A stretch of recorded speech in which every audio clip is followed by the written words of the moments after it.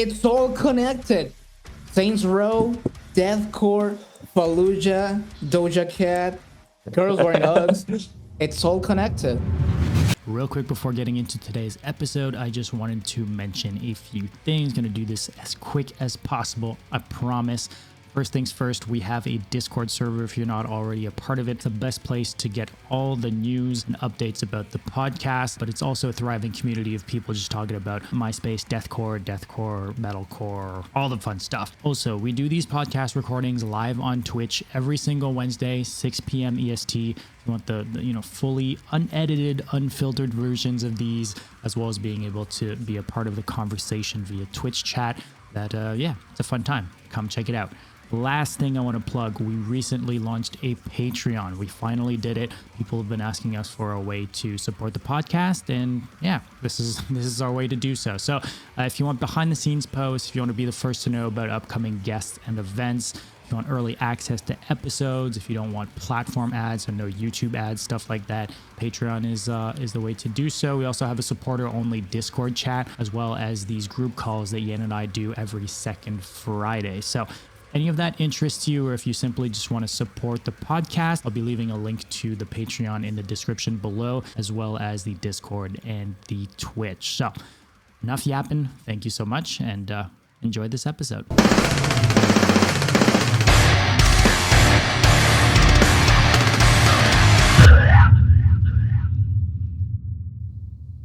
Welcome to episode 70 of the Brutality Podcast. My name is Dom. I'm joined, as always, by my co-host Yan. And this week, we have a brand new band featuring yours truly, xTheYan, with two wonderful people.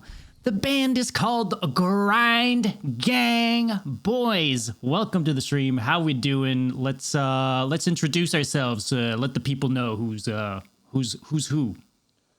I guess I'll start. What's up, people? I'm Jorge. You can call me Jojo. I play guitar and bass, and also mix Grind Gang, I guess. And what's up?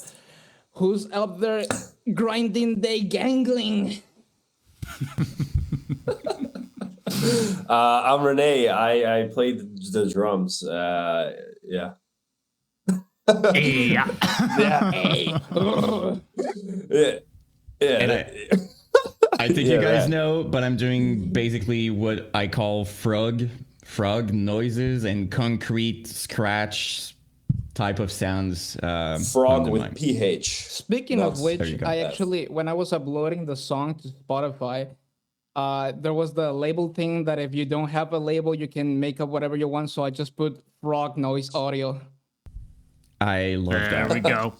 Yeah. It's perfect. You got to trademark that before someone else does. Hey, if someone else is thinking about putting that name, I just finished law school, so I know how to sue you. It's out there. He said it, so... Hell yeah. Well, guys, look, you guys have been working on this project for a little while now. You guys have been teasing the project for a minute at this point. But this week, you guys finally released the debut single, Perishing Placenta. And it came along with a little animated music video, all that good stuff. So I'd love we can maybe just hop right into kind of... I guess take us back to the origin. You know, how'd the band kind of start? What was the initial idea behind it all? How did it started as a meme between Rene and I. So Rene, is it still not a meme? I mean, kinda. It is. It is, but I mean the music is serious, so that's the cool part of it. So basically, Rene and I have known. We've been talking for a minute before that, and we've done like a couple collab reels on Instagram playing like Behemoth songs and whatever, and then we started making the kind of meme content that we're known for now. So we were talking about doing some collabs, and he was like, "Hey, send me a Dying Fetus style riff, like the most basic, most stereotypical Dying Fetus style riff," and I just sent him the main riff from Perishing, the intro riff, which was literally just trying to rip off From Womb to Waist, which you can hear pretty clearly, and then he put some whatever drums he wanted on it, and it sounded pretty sick. And after that video did fairly well, and a lot of people started asking us to make a full song out of it. And then Rene and I started talking to the DMs, and we were like, well, should we do it? People seem to really want this to be a full song. So we just started spitballing ideas on it and whatnot. Spitballing names. At that point, sorry to cut you off, but at that point, like, was it still just like, oh, let's make a full song to put up on YouTube? Or did it kind of, were there talks of it actually being a band at that point? Or was it just still like a meme thing for YouTube? I guess it first like started as like a just a one-off, I think. Yeah. And then once we started talking in the group chat, it was like, oh, well, we could name it Grind Gang, because that would be cool. Well, actually, we had the name already before we put on it, because we actually did think about just doing as a one-off just with our names like Jojo and Rene, but then we started, well, we should have a cool name for the bands, so we just started spitballing names, whatever ridiculous grind gore related stuff.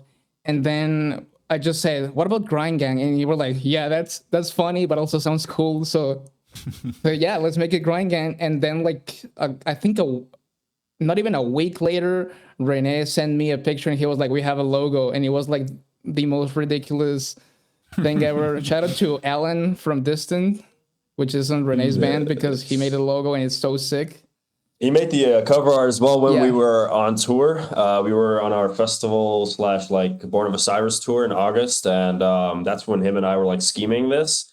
And I said to Alan, I was like, how long would it take for you to make a grindcore cover and a logo? He's like, dude, I don't know, get me a couple monsters as payment and we'll do it. And I was like, all right, let's run it. And then I sent it to him and they were all immediately like, yeah, that's sick. I said, like, do kind of like a Peeling Flesh style with the metallic and stuff. Cause I was like, yeah, don't like, it's of course sort of a meme band. So I was like, we gotta do something ridiculous. So, that's still cool. So yeah, that's why we. Yeah, because when I was talking to him about the idea of the project, and I was like, I want to make the music serious and the music to be cool, but the marketing could be kind of like I'm very inspired by the way that Sanguisuga markets themselves, which is pretty funny, but still when you leave the music and the art by itself, it's still serious, it's still professional. And that's what I wanted to capture. I didn't want to be like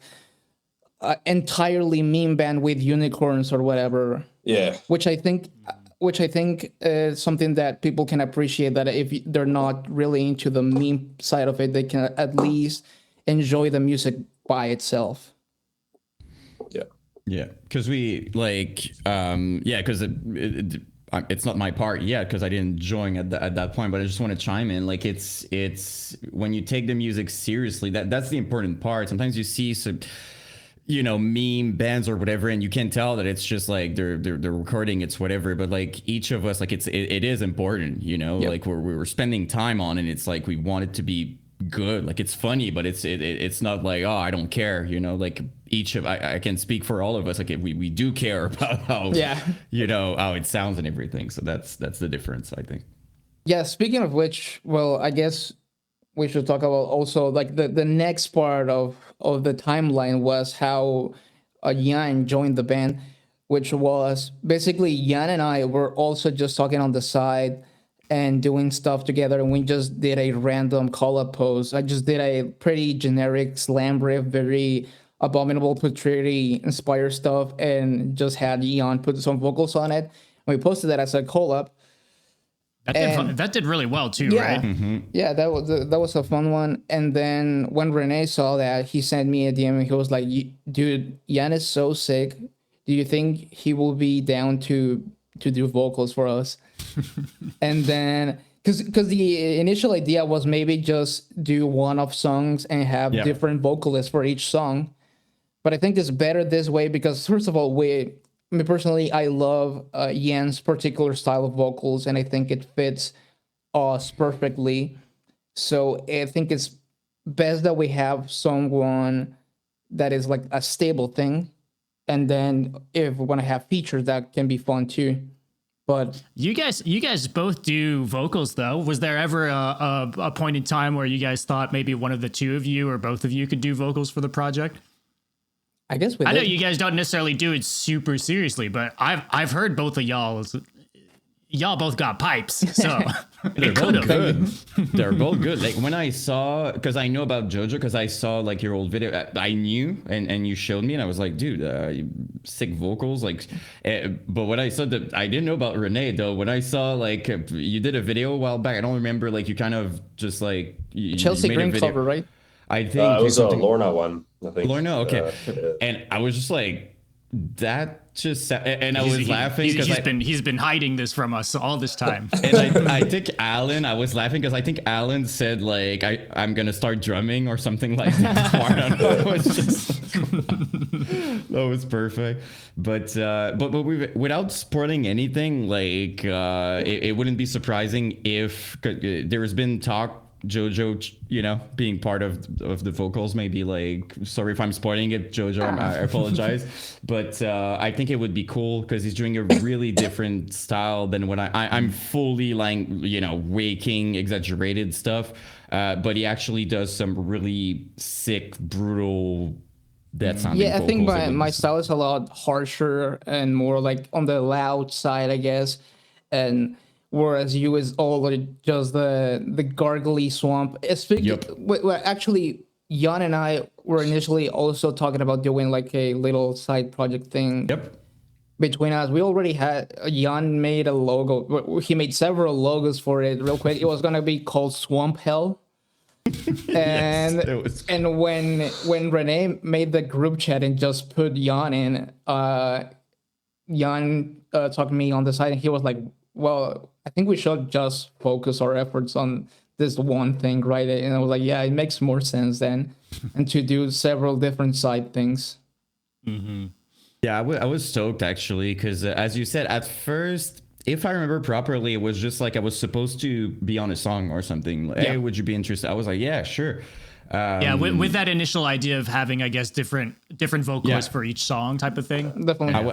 I was stoked, you know, like I knew both of these guys. I mean, like I've been listening to Distances forever. You know, I remember like, I think the song was like Hellmouth or something. Like I've been, you know, so I was just like, dude, that would be fun. My first thought was just like, that's going to be fun. Even if it's one song, even if it's a part, that's going to be fun. Let's do it. But then when it became more than that, I was even more, you know, more freaking stoked. Like I almost feel bad because every time Jojo sent like a riff, I don't have any critical thing. I'm always like, yeah, I like it. Like I never have anything critical to be like, oh, change that, you know. So sometimes they're talking together, you know, for the instrumental, and they're like, I would do that. Every time I'm just like, yeah, that rips. No, I guess. Yep. I guess those things work because, like the process for Perishing was like the most collaborative out of all the songs that we have right now, because we have about 6 more songs, but they're not like done, but they're pretty much like structurally wise, and like the skeleton of the songs are done, and they just need like the input of everyone else. But Perishing was like the most collaborative out of all of them because it was very back and forth, and it literally started with that riff, and Rene put some drums on it, so I already had like an idea of what the song was gonna sound like, and then I just started kind of doing variations because it's essentially the same riff the whole song up until the breakdown. Mm-hmm. It just has a couple variations, but it's essentially the same thing.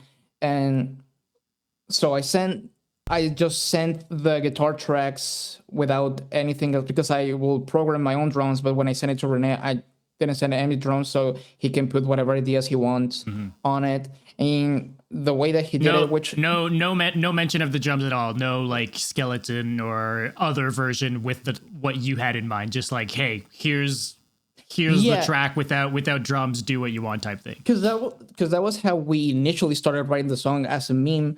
So I think it worked well if we just did it like that for the whole song. So I just sent it to him, and he will like rework it. Like, you have this part, but I sped it up and I copy and paste it here, and then I slow it down so it makes more sense. And I think that was really cool because I literally just provided the main idea, and he will rework that idea to make it like to make the song flow better, I guess. Yeah. It was like I kind of got the final structure of this one. I was in a hotel room with Nuri, and I was showing him the song, and he was like, the old version. He was like, "Yeah, the riffs are cool, but it's kind of a salad at the moment." And I showed Alan as well, and he was like, "Yeah, it's brutal, but this like it doesn't flow at the moment." So then, shout out Nuri. He helped me kind of like, he's like, "Yeah, just try this, try that," and I was like, "Oh."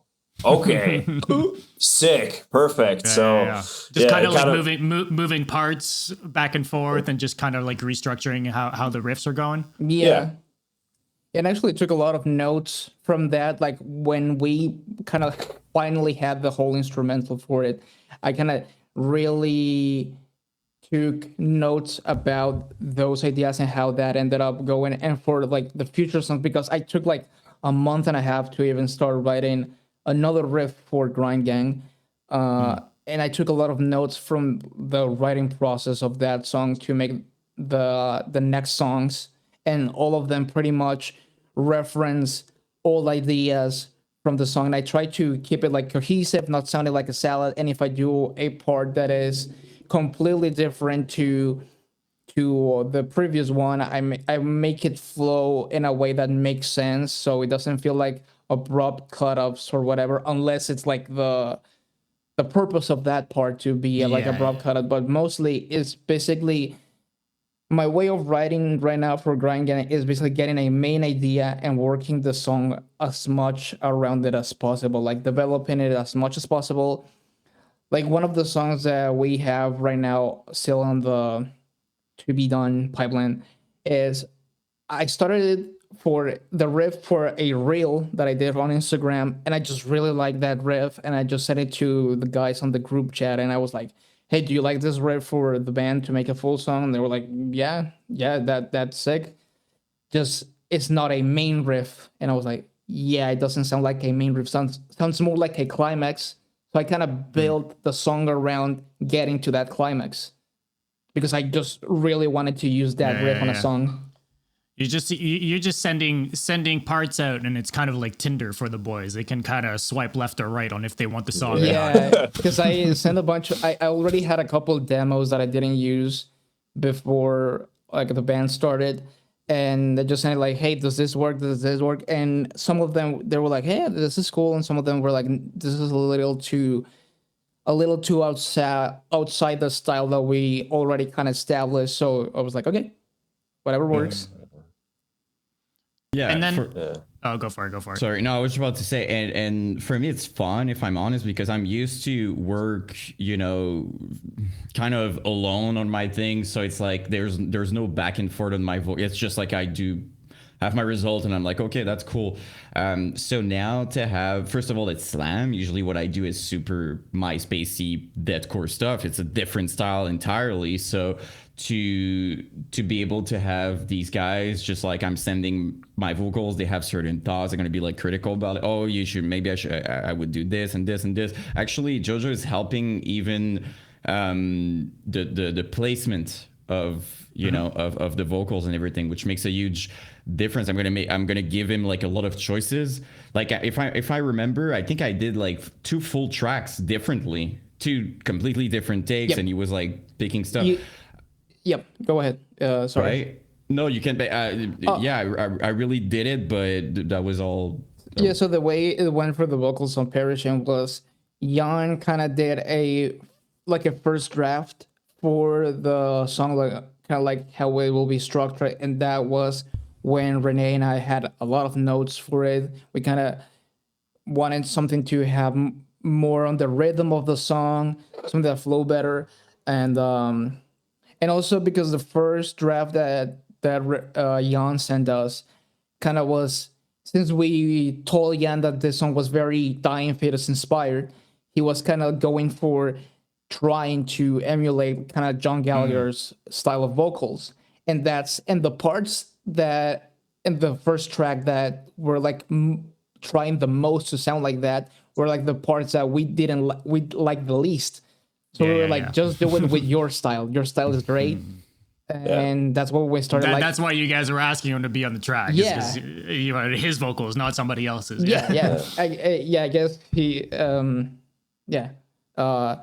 So he did another track already with our notes, with like the rhythm of it, and I just kind of started working on like the structure of it. Like, some of the parts I thought went a little long. Some of the parts I thought went a little short. So I just started editing the vocals to fit the song, to like restructure them, kind of making takes a little longer, kind of like some of the inhales to be held a little longer or whatever.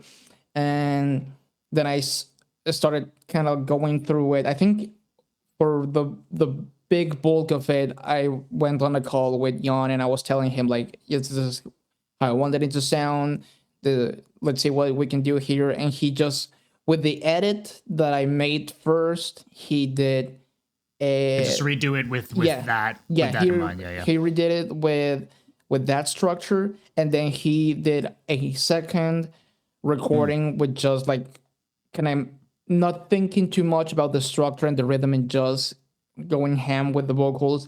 And basically what I did was edit the takes from those two tracks to where it fits the best, which was mostly takes from the first track that he sent me, like the main first track, because it was already good. Just I think some of the takes of like the held big squeals or whatever were a little better on the second one, so I just used those. But overall, it was great the first time around.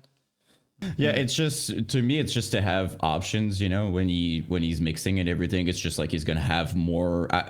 I much rather have, you know, more than, you know, just one take. But I think one of the first things I said was just like, guys, just tell me. I don't take anything personal. I don't care. You can say it if part sucks or whatever. I'm just gonna redo it. Like I never understood people that take these things, you know, like in the band or whatever, like, oh dude, I don't, and they take it personal. They're just like, oh, it's my dude. It depends how it's said. If he came back and said, Yan, this fucking sucks, you are ass, I think I would laugh. I think I would laugh, honestly. I think I would laugh. I would be like, dude, that must suck. If these, you know, super nice dudes are telling me it in that way, it's probably really sucks. Like, you're out of the fucking band, Yan. I'm so bad, you know. Back to making top 10 videos.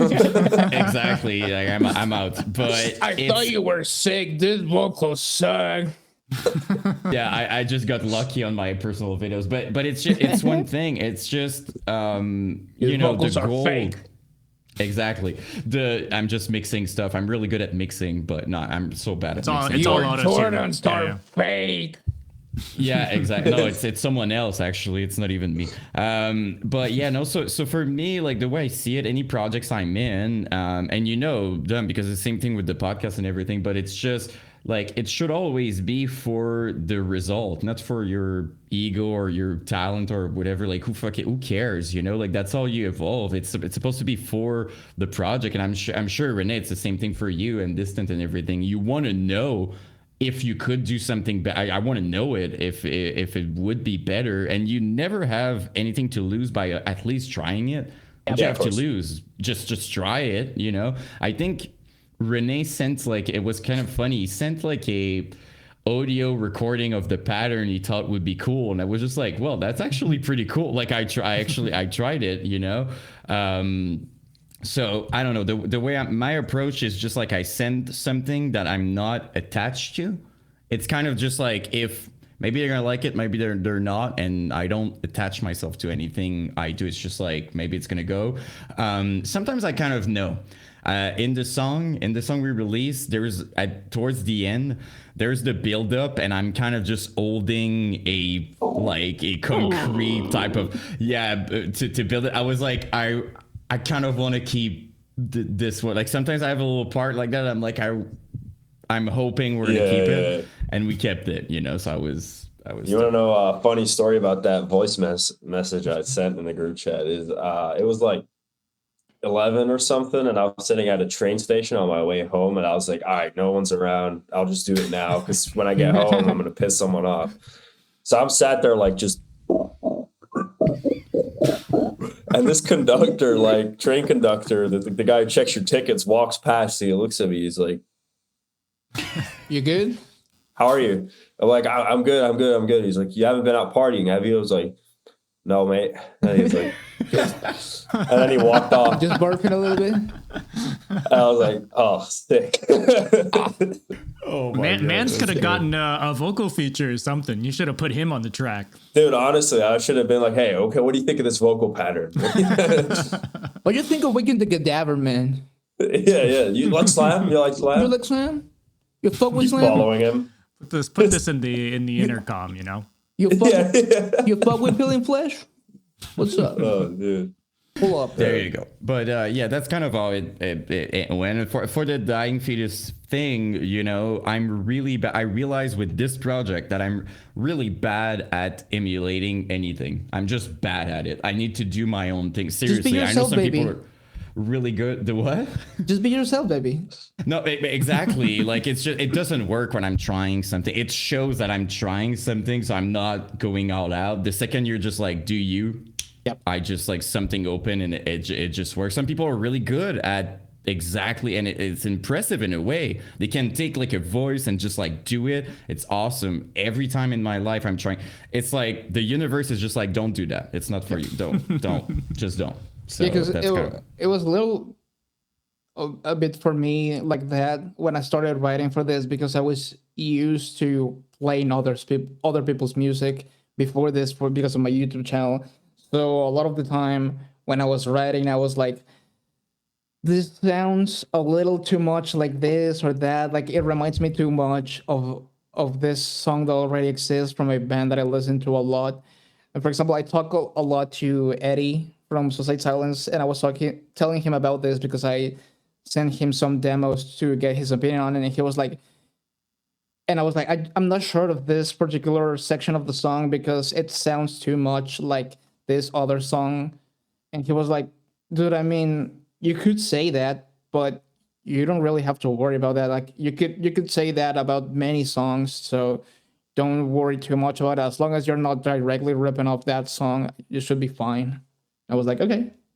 Because it's true. I think it's true, by the way. Like, I think, like, especially, like, slam riffs and stuff like that. Yeah. Like, no, but seriously, like, every time there's only so many notes in a slam song, you know? Like, I'm kind of using, I'm not kidding, on my new song that I really like, I'm pretty sure I use, like, 4 notes. I'm not kidding. I think it's, like, 3 or 4 notes. So every time I do something, I'm like, is it done? But, like, play guitar? Yeah, for Curse Eater, I'm doing everything. So I do like guitar, bass, and I'm programming drums and everything. So I had no idea. Play guitar is a strong word. But I do. Listen, doesn't matter. Well, yeah, I kind of. It's like we're chugging. We're just chugging. Exactly. I'm playing. Every time people are like, "Oh, you play guitar," I'm like, I play guitar. I play this one, and this one. That's all I play.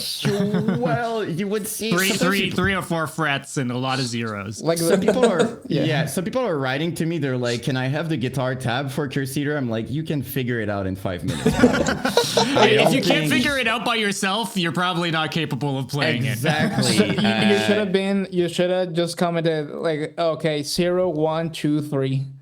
You would honestly, Jojo, I would send you tabs. Actually, I might do it just for fun. You're gonna laugh at the seriously, it's gonna be written like 000530013. Like that's Dude, kind of what you will laugh at some of Grind Gang's tabs.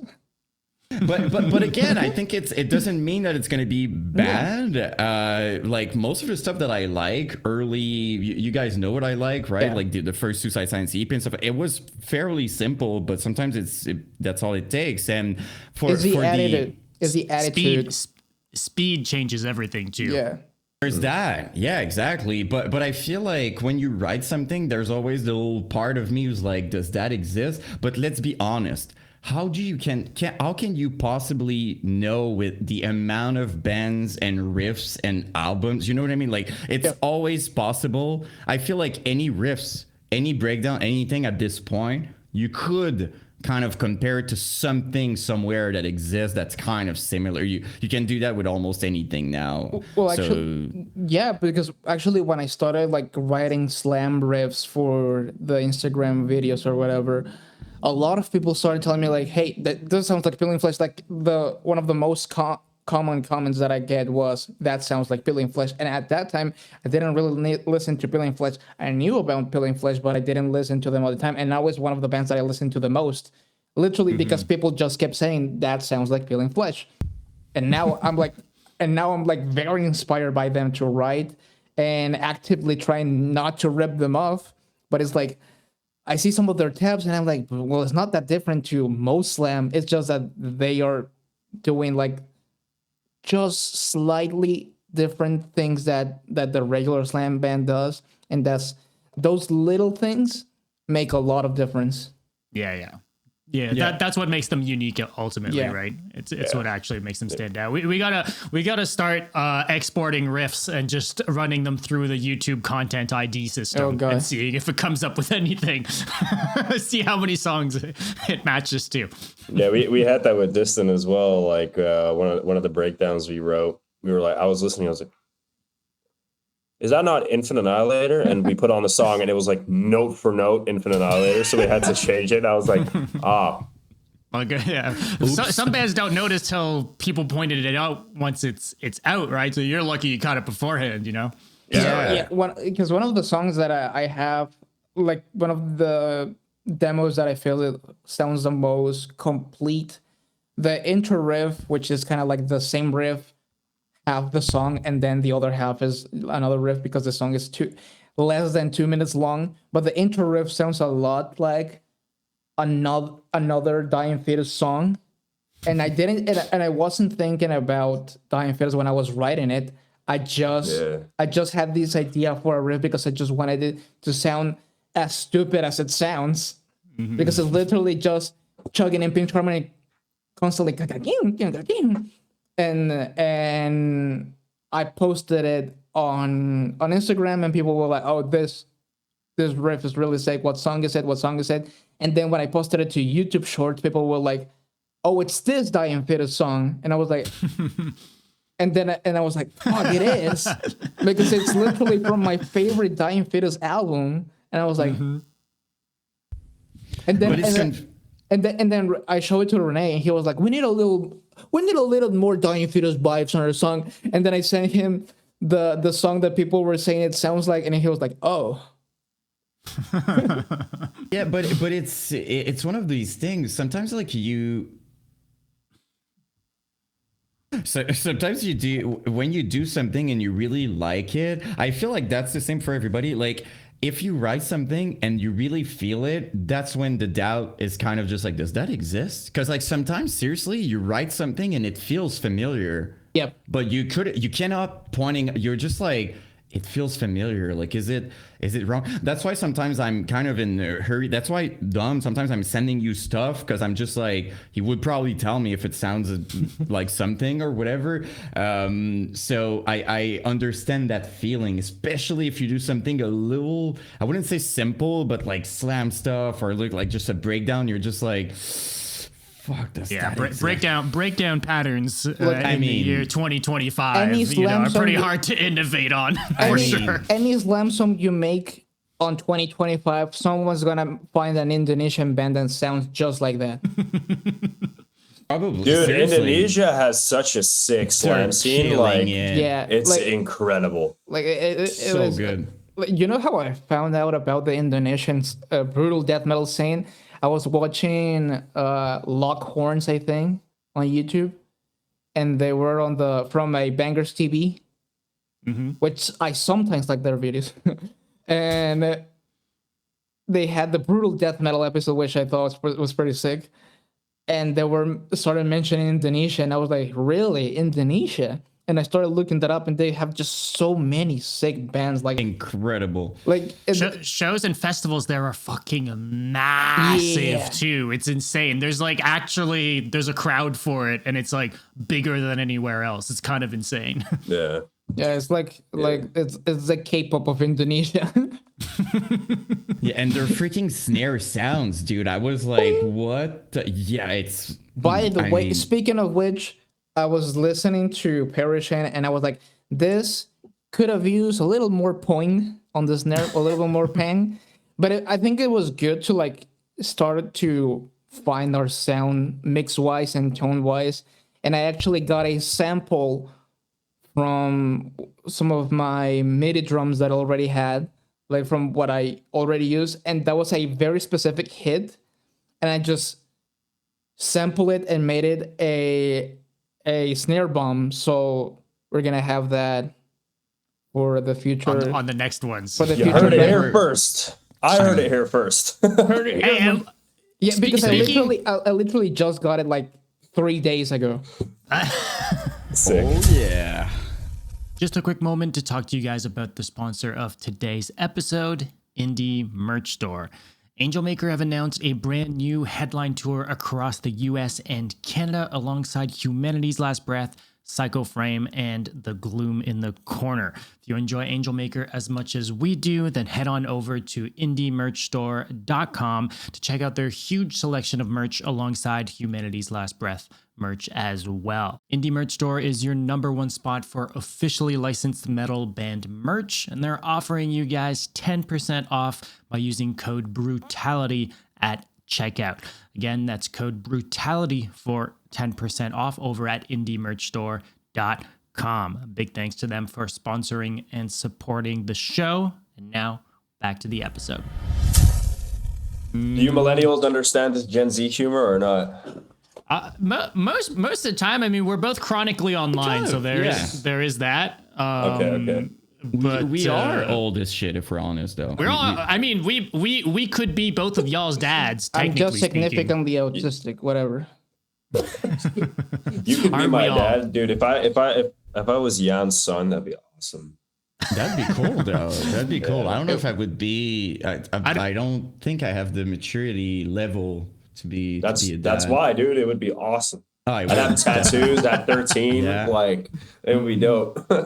It's true that it's kind of, I couldn't really advocate to be like, oh no, tattoos are. I mean, like I cannot. I would have to be like, well, it's one or the other, or I could be the best person to be like, well, I know what it is, but Get tattoos. All you'll be able to do is become a YouTuber. look at me right now. You get it. Or I could show Grind Gang and be like, that the sounds you're hearing right now that makes absolutely no sense. I'm doing these things. Do you want to do that? Kids having nightmares, Hey, just with the Grind Gang soundtrack. Exactly. Like, Nightmare. or imagine me recording like, hey dad, what are you doing? Like it's hard to justify, It's just like, if people could see sometimes the face I'm making. Baby's first words are inhales. Re. Say that, say that, say that. Exactly. It's like I love when I'm posting something and people are like, the lyrics are really emotional. You know what I mean? Like I'm taking things and it's just like, what are you saying? And I'm like, I don't know. I was reading the comments on the music video for Parishane on YouTube, and it's just so funny when you're like, those lyrics really get to me. Yeah. Are there lyrics for it? Yeah. No. There are. Okay, Oh. but yeah, here's what happened. I wrote some lyrics. I sent it to you guys. I was really stoked on it, but then we kind of changed everything afterwards, right? And I sent like the final take that I absolutely did. Like, there's some parts that it's like I have to rewrite, like kind of rearrange the whole thing, but there were original cool And then lyrics to it. JoJo took parts from two different things, so Yes. it would have been like mixed up sentences, even if To there be were fair, lyrics. Yes. To be fair, we can put the lyrics on Spotify, and people were like, I guess it does say that there. How would you know? I mean, like seriously, like it's just like I would do the classic, like you just put like re. That would be so fun. Time sync it Dude, as that's well. a merch idea. Let's just put on the back of a shirt, re. That and there needs to be a Next music drop. video drop. with those. Yeah, And a next song has lyric- to have a music video, a lyric video. I mean, with the re's instead. I'm not kidding. Every time I write a song, because you guys know every song I'm doing, there's like pig squeals in it, like automatically. Because it does have to. We have I to. need it. I really Mandatory. need it. I need It's it. government issued.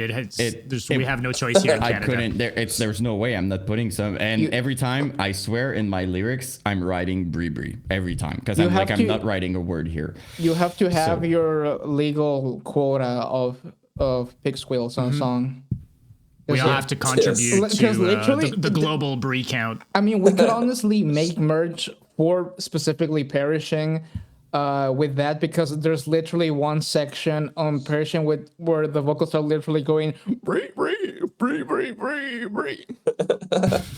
Yeah, no, I'm doing a lot of the Yeah. you know, in the row type thing. So it's it's one of these things. It's just it's really fun to do. Pig squeals can fit in so many different ways. You know, like in a breakdown, in a riff. Like sometimes it's just like you do like just a little and then you keep going. Sometimes it's like a full set. It really, when you write something, it's like it sounds stupid, but it really it does gives you more options in a way. It's super about fun. the lyrics. That's what I like about like Despised Icon is all you'll hear is re, but they actually have like lyrics for it. And then I'm like really closely listening. I'm like, oh, he is actually saying that, but to anyone's naked ear, it just sounds like pig noises.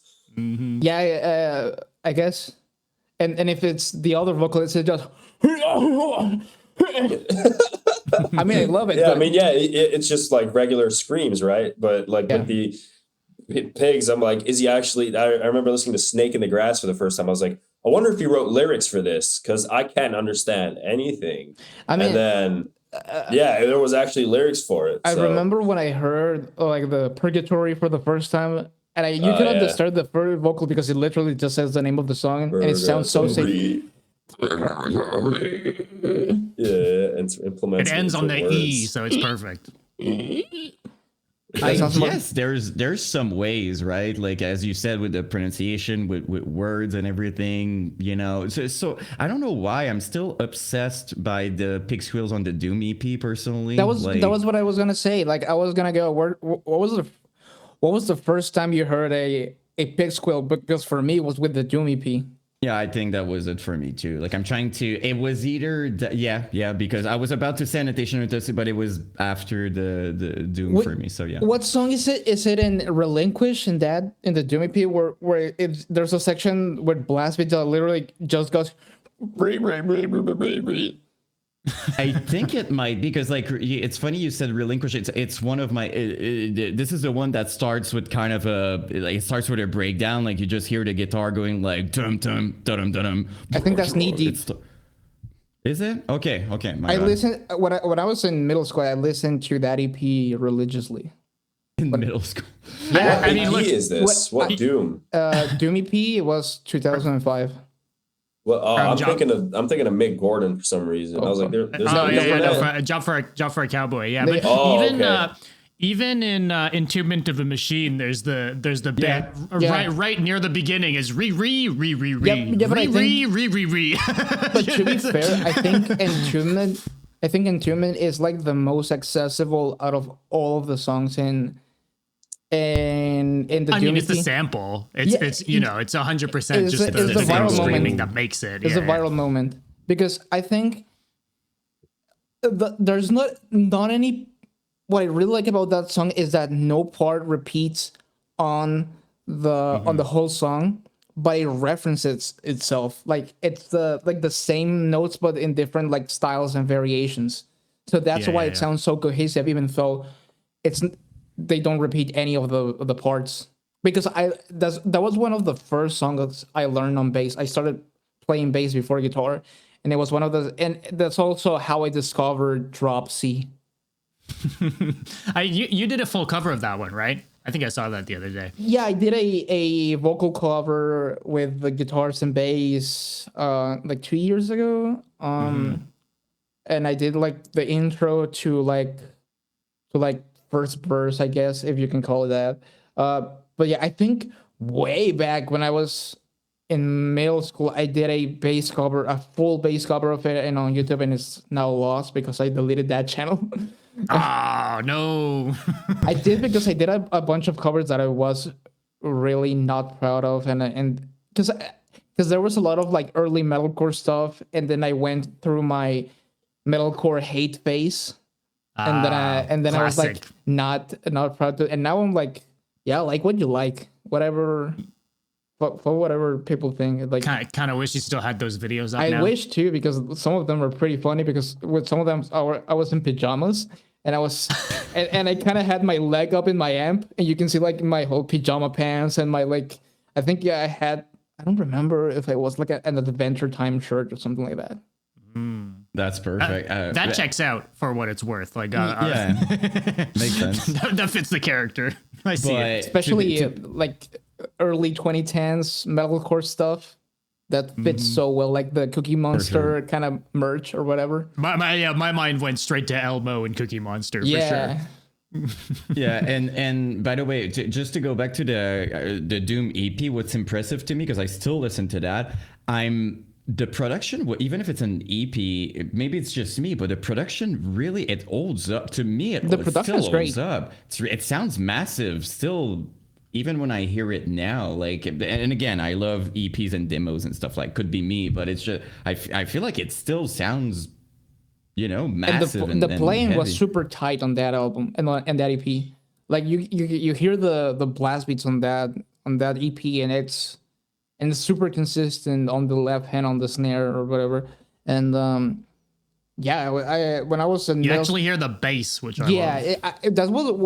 That was what really drew me to Job for a Cowboy early on, because at the time I was just playing bass, so I really gravitated to bands that gave a little bit of focus to the bass, especially that part before the sample scream. You had the bass by itself with the chugging guitars. That's so cool. But yeah, at that time I was like 14 when I discovered. So at that time I was listening to that, and then Whitechapel's The Somatic Defilement and This Is Exile, and then The Cleansing and No Time to Bleed by Suicide Silence. And those were like my top 3 bands at the time. And also Impending Doom.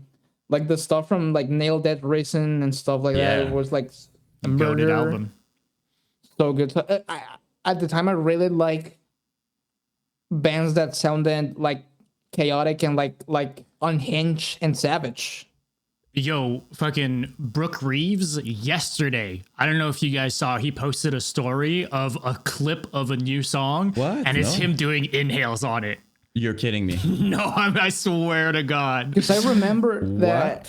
Because I remember when you spoke to Hunter from Psychoframe, because I glaze Psychoframe so hard. Yes, you do. We all know. And I'm not ashamed of it. I'm going to glaze Psychoframe and Hunter so hard.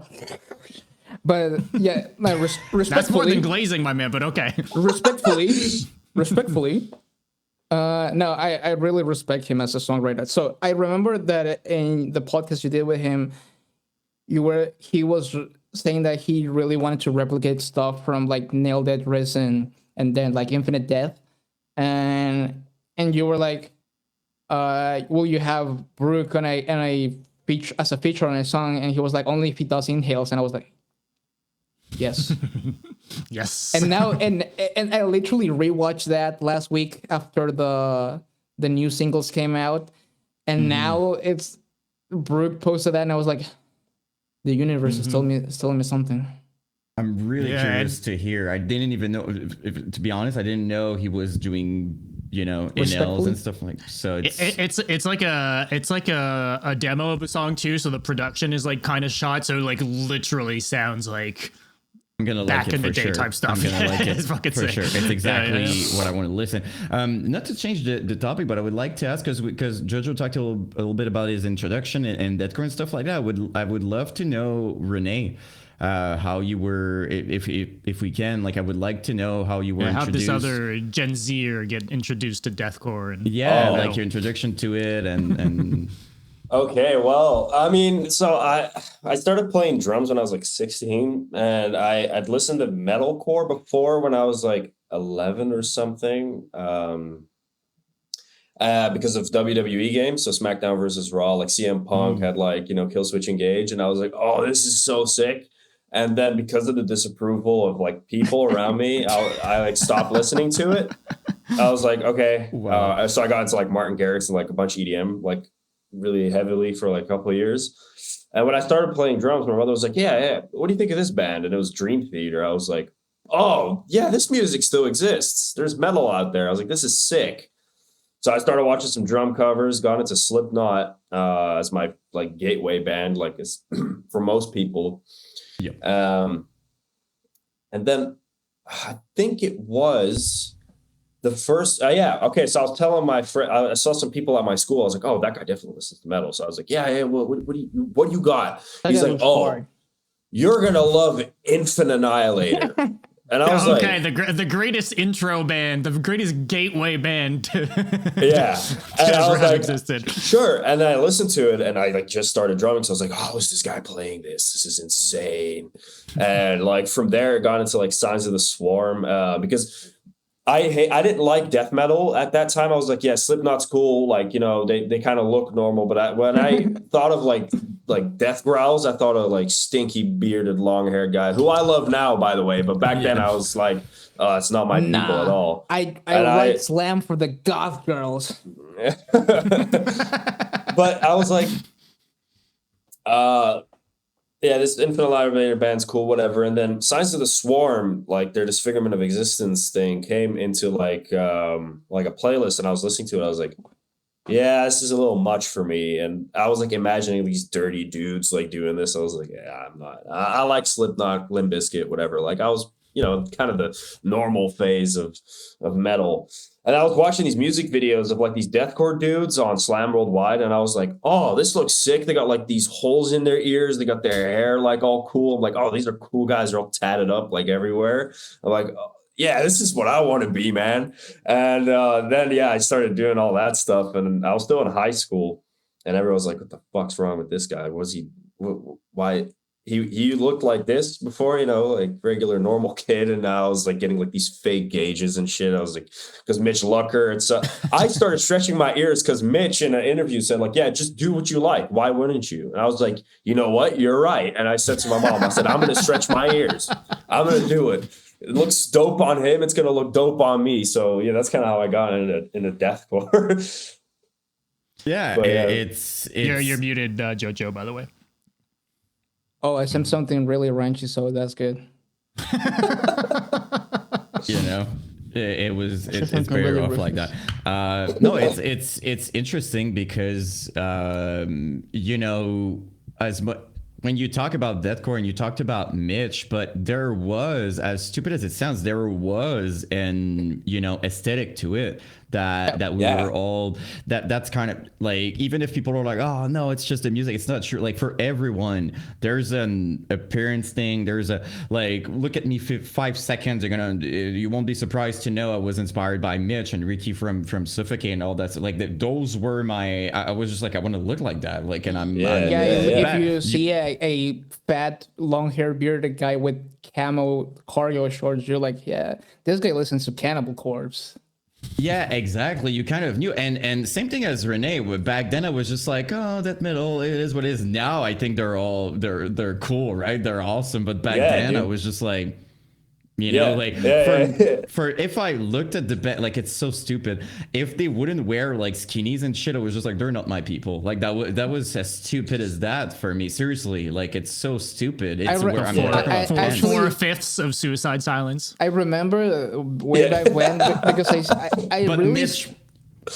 I really started with scene metalcore. Like I remember exactly what was the first band I started listening to, and at that time because the first band I listened to that had like the more like harsh screaming and not just harsh vocals, because like some of the first metal bands that I started listening to, which heavier than Linkin Park, because that That's what started it all. Avenged Sevenfold. No, it was actually Drowning Pool, the new metal Oh band. yeah.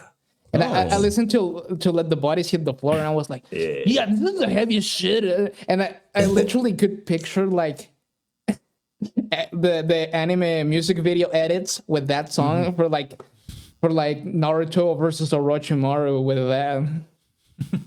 And there was probably a video of that. Because actually, that's how I discovered Linkin Park. Actually, well, technically, I think so many people did that way, dude. I think I technically I discovered them with the Transformers movies, but I didn't knew it was them.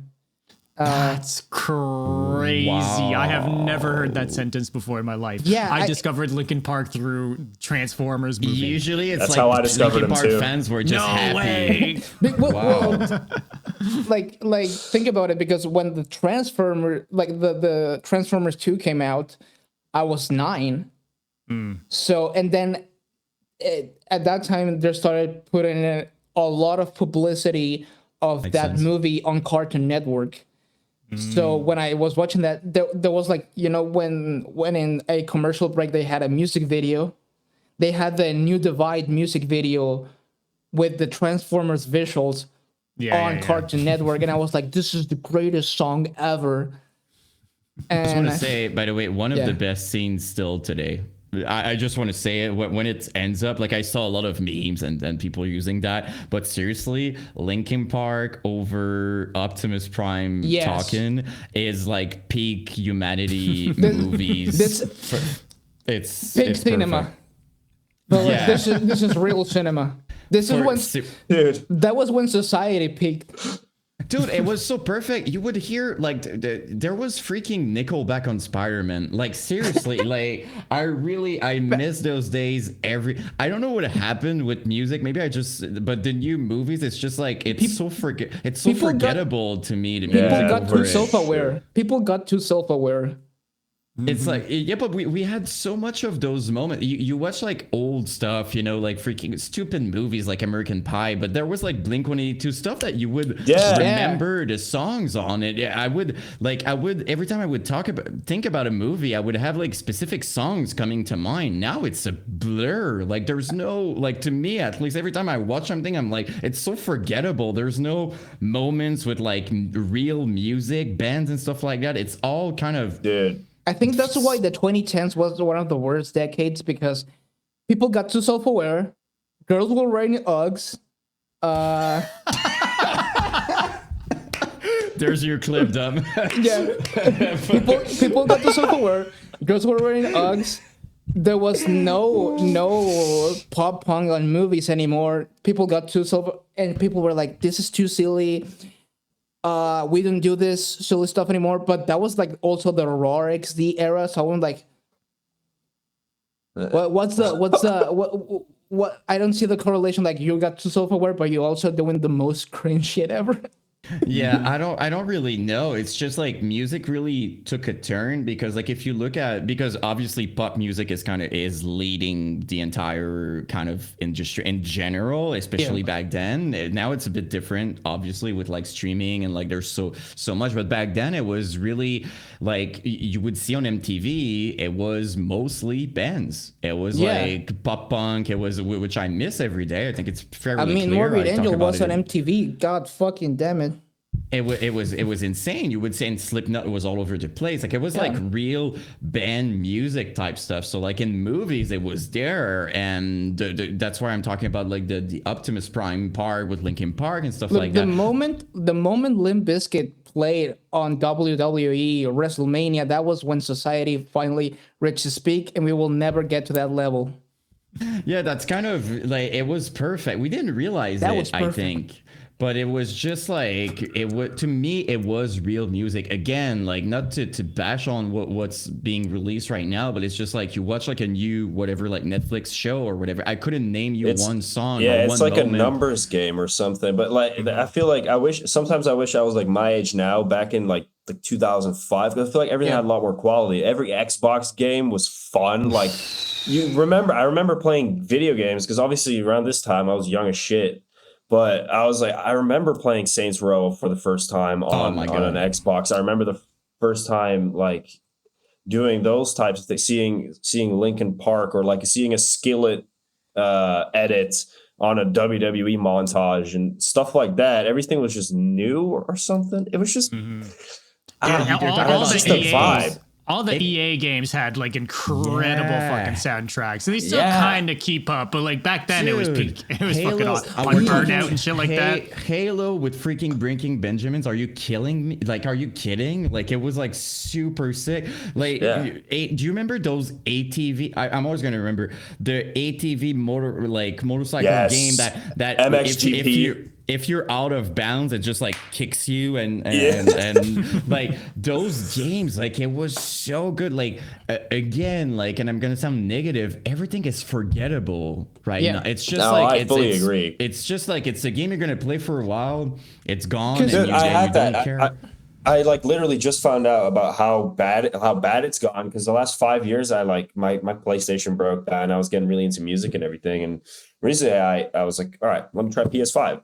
Let's do it. Black Ops 6. I was like, all right, I feel like I'm playing Black Ops 2 again. I feel like that kid putting in that disc for the first time. All right, 40 gigabyte update. I'm like, okay, whatever. Nice. Cool. All right, ready to play campaign, boys. Let's do it. I click on campaign. Not available. You need to download it. I was like, all right, another 90 gigabytes. I was like, oh, sick. And then I play the campaign. I was like, oh, this is dog shit. I play multiplayer, and I'm like fighting against Travis Scott in a Afghanistan war. I'm like, what the fuck has this game become? Exactly. So I took it out and popped in like older PS4 CODs, and I was like, I'm not dealing with this whole. It's honestly a little bit disheartening.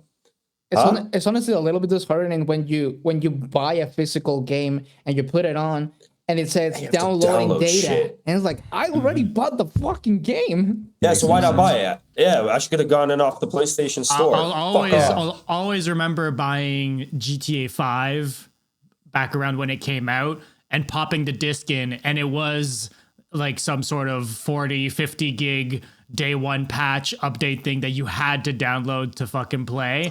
And like on like PS3 or some shit with the dog shit connection on Wi-Fi across the apartment. It was like, come back in 12 hours. I was like, hey, I wanted to play this tonight. Like, I had my night off. Like, fuck. Yeah. And for Call of Duty also, just want to add that, like, because for me, peak Call of Duty was like Modern Warfare 2, Black Ops 1. I would say Black Ops 2 was good, honestly, but my prime time was really like Modern Warfare 2, and I'm talking about the original, not the thing they remade. It was awesome, but like you said, it was in a war setting. It made sense. The only camo you would get are from guns and headshots, which was great. But now you play, and it's trying so hard to be Apex and Fortnite, and I can picture the meetings saying like, we need more collars, it needs to be big. And don't get me wrong, dude. I love collars, I love pink, I love all those collars. Not in freaking Call of Duty though. It doesn't make any fucking sense. Did you see the Saints Row 5? Like what? Have you seen like how that looks? I didn't though. I didn't. Dude, you know Saints Row 2, right? Gangster game, kind of like GTA, but a little more fun. Yes. Saints Row 5 is like Watch Dogs now. It's like it's like 5 hipsters who are like, you're like, oh, we need to pay our college tuition, so we gotta rob this bank. And I'm like, come on. Where's San Andreas when you need it? You can do whatever you happened. want as long as it makes sense for that specific product. Like, why is Doja Cat fighting in Fallujah right now? Yeah. It's just... I mean, some of the Fortnite stuff is insane. Like, you see the combos of people teaming or fighting, and it's like Godzilla against fucking Family Guy, and then you've got Travis Scott on the other side and Ariana Grande. It's killed by Peter Griffin, muscular Peter Griffin. And I don't know what's wrong with like they don't understand what works in their own game type thing. Like I keep talking about Halo, like it was ruined so long ago, and they should fire the entire team. But like if we're talking about Call of Duty, it's just they don't understand that all those lags was what it was making the game amazing. The quick scopes and everything, now it's broken, it's bad, no one is doing reeling it. Like everything now seems to be like about graphics and the store and what you can buy and anything. Like who cares? No one is impressed by you paying $5. It was cool back then because you made 100 kills in a specific way, or like you did 5 games in a row with a good ratio type thing, and you would get that camo. That was cool because people would see you and be like, oh shit, okay, he grinded to get it. Now it's just like, yay, my dad paid $5 and I have this horrible skin. That's the entire thing. So they ruined everything thinking they make more money, but best believe that if they would do it properly, I'm pretty sure, back then they were making a lot and it was working. So I really don't get that. And it was like the quickscope, everything.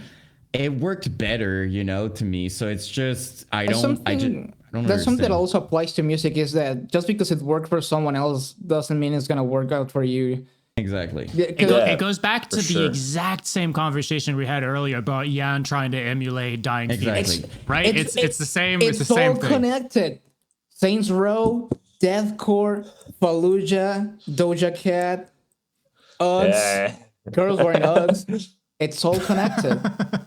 I think it is, but it's one of these things, and as you said, gaming, music, same thing. We had a lot of guests coming here talking about their experience with labels and stuff like that, and not that all labels are bad by any means, but a lot of big artists told us that at some point some people that don't know anything about music in a suit would tell them you need to be like that band, and they would be like, we're not that band. Doesn't make any fucking sense. Yeah, but that's the big band. So the mentality can be good in some business aspects sometimes, but with art, it's different, I would say, it's not the same. And even then, I would argue that even business-wise, it's not good. Be your own thing.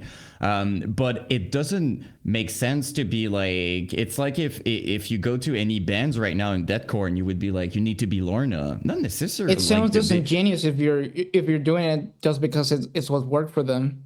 Exactly. I love Lorna. I really do. I got to listen to Pain Remains early and I loved the fuck out of it.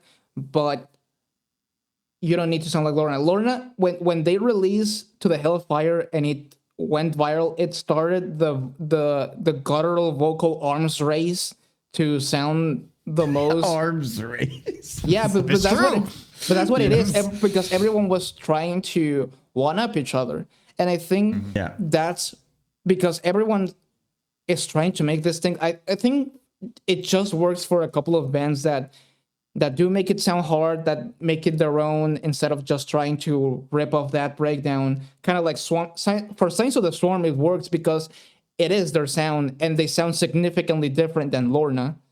And they were already doing the guttural things early on too. That's another thing, it was always nasty, guttural stuff, so it didn't feel out of place for them to do stuff like that. I think David was already in the band before Will was in Lorna, right? I think. I mean, it all kind of simultaneously. But I think the same. But I think they already had all that to say, the music was already written before. They both had music written before it was released, right? Yes. Yeah, exactly. Yes. That's what I mean. So it makes sense for those bands, but now everyone's trying to. It was trying to be Lorna. Like when I was streaming regularly, a lot of what we did was put songs that people like on the stream and we will talk about them. And they sent me a lot of deathcore bands that did the symphonic thing and tried to be Lorna, but it sounded, I'm sorry for those bands that tried. If you like that sound, that's great, and if you can do it well, but a lot of bands are trying really hard to sound like Lorna, and they're not understanding what makes them in particular special, and they just sound mediocre in comparison. Because it's kind of like back in the 90s, death metal got oversaturated and everyone sounded like Deicide and Malevolent Creation. Those bands sound cool because they made their own thing. At the time, Cannibal Corpse had their own thing, Morbid Angel had their own thing, Death had their own thing, and then they did their own sound, and then everyone wanted to sound like that. And it's not you don't have to reinvent the wheel, but just make it sound real and honest. It's also because like I was talking about being memorable, right? Like Yep. being like we were talking about movies and I said like a lot of stuff is forgettable. That's kind of the same conversation. Like if we look back, you think about Emure and you have a sound in mind because Yep. it's their thing. You think about Veil of Maya. Well, they changed over time, but back then it was like the techie, weird, fast music that you thought about. As stupid as it sounds, you thought about Attila. It was the party core weird, but But it was different. still their thing. made it Oceano stand when out. they came in, it was like their sound, their thing. So it's important to understand that if you really replicate something, people already have that product, and as much as it's the band at home. It's the Walmart exactly, version. that we have Lorna. It's full of talent. They're amazing. They've been doing that since a long time, even with Tom before and everything. It's their thing. They earned it. They created it. If you just emulate that, we're just gonna go and listen to Lorna instead, type thing, right? Why would you? Why, you know what I mean? Like if you're just redoing something, I'm gonna listen to the real thing. I also think the problem party going. Sorry. It's like a truck that I don't know. I think they're buying like iron or something. No, like scrap metal. Sick. like they usually like early on the weekends a like truck that buys like scrap metal passes through the neighborhoods and it has like this air horn and they're playing music and they're like I remember it's the ice cream truck, but for scrap metal. But I remember that because I lived in Merida, Mexico for 5 months a while back, a few years ago, and every morning I would hear the because I don't speak Spanish. I would just hear and I was always like, what? And it was like I remember it was like fruits or like stuff. And I, every time it was like something different, I was like, and it's just like the same, but they don't pass only once. Me, it was like they would, so every, like they go 5 around. times. Yeah. So like after like 6 times of like, you're just like, I love my culture. Yeah, but they're awesome. I saw it as just like, dude, they're awesome, like they're working hard. So don't Dude, complain. Merida is something else in Mexico. It's like the ginger child in Mexico. What do you mean? I don't even know what it means. It means like is the weird child. Okay, it does make sense. It would make sense. They are It was so special. different from the rest of Mexico. Like even their accent, it's a different language almost. Makes sense. like That's why some things were special. That's why when I tell my stories, people are just like, really? That happened? It's because I was in a weird place, probably. Yeah, it's a weird place.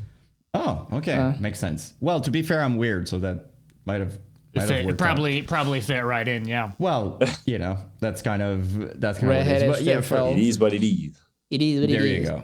But for the music thing, I think just to end it up with that, like it's just it was, to be fair, we're talking about the Lorna thing, but the same thing happened back then with Suicide Silence and all those bands. It's always like if something goes big, like if everybody's honest, every single person that liked early Bring Me the Horizon wanted to be freaking Aldi Sykes and that band. And everybody who liked Mitch wanted to be kind of that band. And even Job for a Cowboy. Do you know the amount of huge bands today that were first inspired by Job? And I think even when we were talking with Chris from Suicide, he was like, yeah, everybody wanted to. It was like Suicide, Job, and you would have all those because Job bands. was so early. It was like the earliest MySpace deathcore band, because before that it was like the weird bands that came directly from the hardcore scene, like the Spice Icon, the Red Chord. What else? I would say Elysia maybe was in that vein, because they were really early, close to Job and everything, but they were kind of in the middle of just like Despise. I'll say it though, not very, very, very, very, very few bands like actually sounded like Job. Like so many people would mention Johnny Davey as their vocal inspiration, but nobody sounded that's like true. them back in the It's day. one of the- And so there's That's like true. some bands like that a lot of people had as like influences or whatever and like wanted to be, but some bands had such a, I don't know if it's like a weird sound or a specific sound, but for whatever reason, those bands were like harder to emulate. Immure is another one of those bands. Like not many bands sounded like Immure, despite a lot of. And now there's Despise, same example. Yeah, and now for sure. a bunch of like the cool metalcore bands that are kind of doing well are very, like you can hear the direct inspiration from Immure, like Alpha Wolf, 1056. Healer, stuff like that. What was that new band with they released a new album last year? People Watching, I think is the name of the album. Silence, 156. Yeah. They have a little bit of that, but also like you can fit them in like a bill with Boundaries and those kind of bands. It's funny though, because Immure, if you go back in time, I still remember people shitting on me because I was listening to Immure. So like much. people would call me, I was called, that's why today when people call me a poser, I'm like, I've been called a poser for like 20 years at this point. I couldn't care less. But Immure, I always loved Immure, to be honest, and people would be like, oh, that's not real metal, but I never cared about what's real metal. Who cares? Like I don't care. Okay, it's not metal. Music. It's good. Yeah, I listen to it because still. it's good music, Exactly. You know, not because like, it fits this particular category. I don't care, you know, but Immure, it's funny because back then it was so hated. It was really hated, and today look at the amount of bands inspired or influenced by people now are so stoked to playing with Immure right now is a big thing. If you play with, it's like, oh my god, I'm playing with Immure. Like they're looked at as just like legends, but back then, seriously, they got shit. Like I don't remember which guest we had. There's always irony to that though, because that's just thinking about the haters, but then obviously they were a wildly successful band, for sure. right? So they had a bunch of fans, and I think the flip side to that also, I think just the other side to like bands copying bands per se is like, especially those that get severely ripped off. It's always been funny to me because if you look at examples that because we were kind of talking about bands that didn't get replicated despite being influences or whatever, but you look at a band like Parkway Drive, everyone sounded like Parkway Drive for a minute. Everyone started sounding like Architects, and it's still kind of true to this day, you know. Now still, yeah. Like those are bands that people like severely ripped off, and it's weird because back then you wouldn't have called those bands generic, but now It's the most generic sound. It's the most generic sound, but it's the same. It's the same music, right? Like if I hear another band ripping off the Doomsday riff from Architects, I'm literally gonna. And even then, to me, when I heard Doomsday, to me it was Sempiternal type riff. For me, it was just like that's kind of what it is. With all due respect to Architect, they're a great band, but everybody was just like, oh my god, like if it was new. But for me, it was like, well, with the gent phase everybody had in 2011-12, we had 50,000 riffs like that. They made it in a really good way, to be honest. Like it's really catchy and it's really good. But that style to me wasn't anything like groundbreaking. It was just like it reminded me of what Bring Me did with Sempiternal personally. Yeah, and usually with those bands that just replicate that style that did well, what's funny is that they're always years behind. But because they progress. Those first bands, they keep moving, right? Because Sempiternal was released when 2013. Something like and that. And people started ripping off that album in like 2017, 2018, and still do.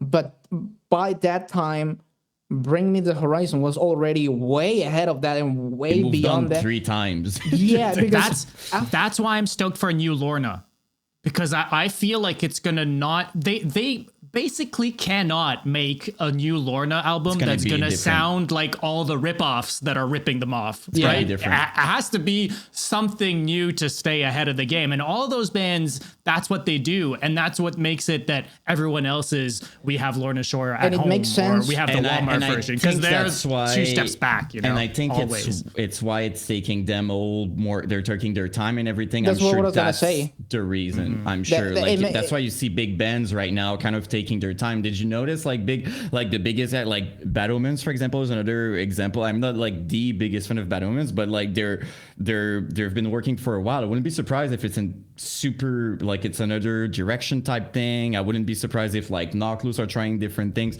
Like when you're on top, you cannot. They know that now people are doing what they. So if you release another very similar thing, it's okay, but it's just okay. It's another. I think the thing about, for example, Knock Loose. Now that you mentioned them, is that they're very hard to replicate now because now with You Won't Go Before You're Supposed To, it sounds very different to like the rest of hardcore and metalcore. Like you can hear those roots, but all those details that they add and like the horror aesthetic of it, and like the kind of having you in like making you feel you're trapped with them. Mm-hmm. Like that, like you have escape. It sounds very different. So I think that's gonna be their thing. They have their thing for. I think that's gonna. Sure. I haven't heard another band that sounds like that either. To be fair, I think the other bands you mentioned, I agree with. But I think the bands that. But I'm just saying, I still wouldn't be surprised that they're trying other stuff. Is what I'm saying. When you're at that level, your goal is to try things. They always have, though. I guess is because the bands that sound like Knock Loose and they're trying to replicate the sound, they're basically replicating stuff they did back in like Laugh Tracks and what is it, A New Shade of Blue, which was like the most standard hardcore sounding of their albums. But beyond that, everything that they've done sounds significantly different to like everything else that's been on those circles, and that's why they've been so successful with it. But going back to it, like for example, everyone's trying to rip off Bad Omens but the sound that they're doing, Bring Me the Horizon was already doing like 5 years before. So it's like their album is super eclectic too, right? Like I think people are trying to rip off Just Pretend, but exactly that's the album is so wildly different than that one track too. Yes, they have like multiple different directions on it, but it's just.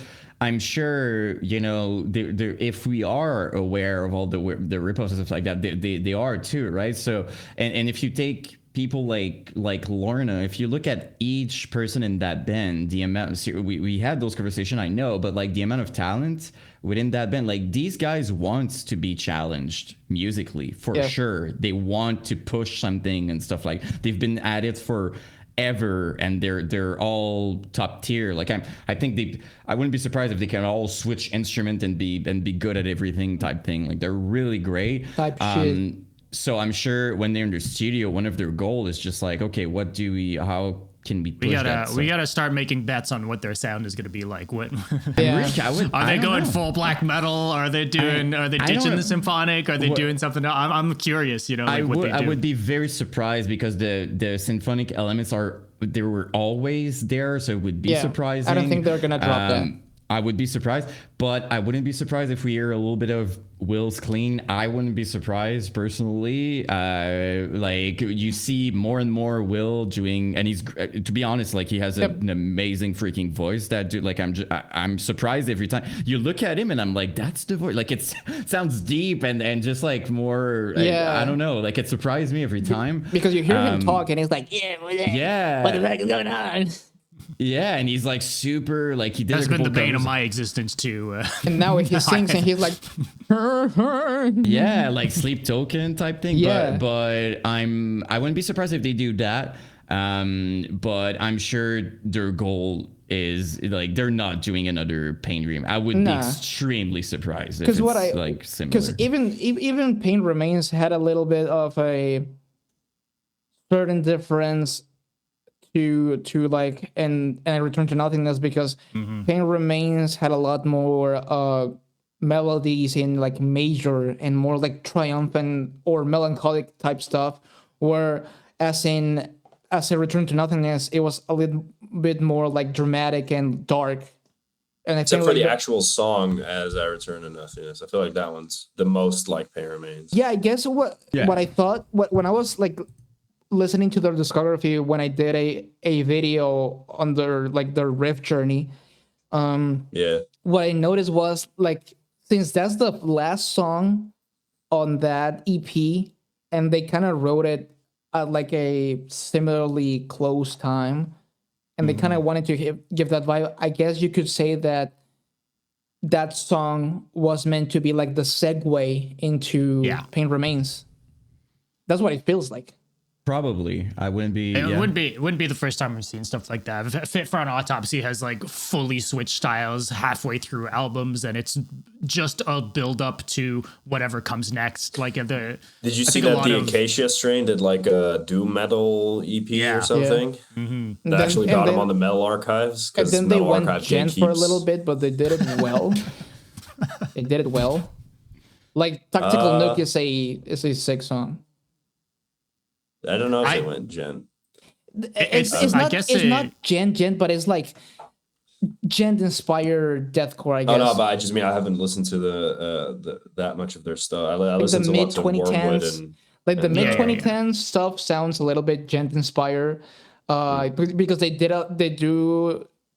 do a lot of polyrhythms and stuff like that in those albums, and now it's the bouncy riffs. And now it you was listen a to the logical direction though for a band like that. I feel like it was like a logical because like it was feels more natural and more for them. Bouncy, exactly. It didn't feel like it made sense. I feel like some of their later stuff I really enjoyed. Like Acacia Strain is not a band that I listen to often, but it's mixed in with bands that I listen to like every day, and their later stuff sounds super sick. Like it sounds more savage and like unhinged, and I love that.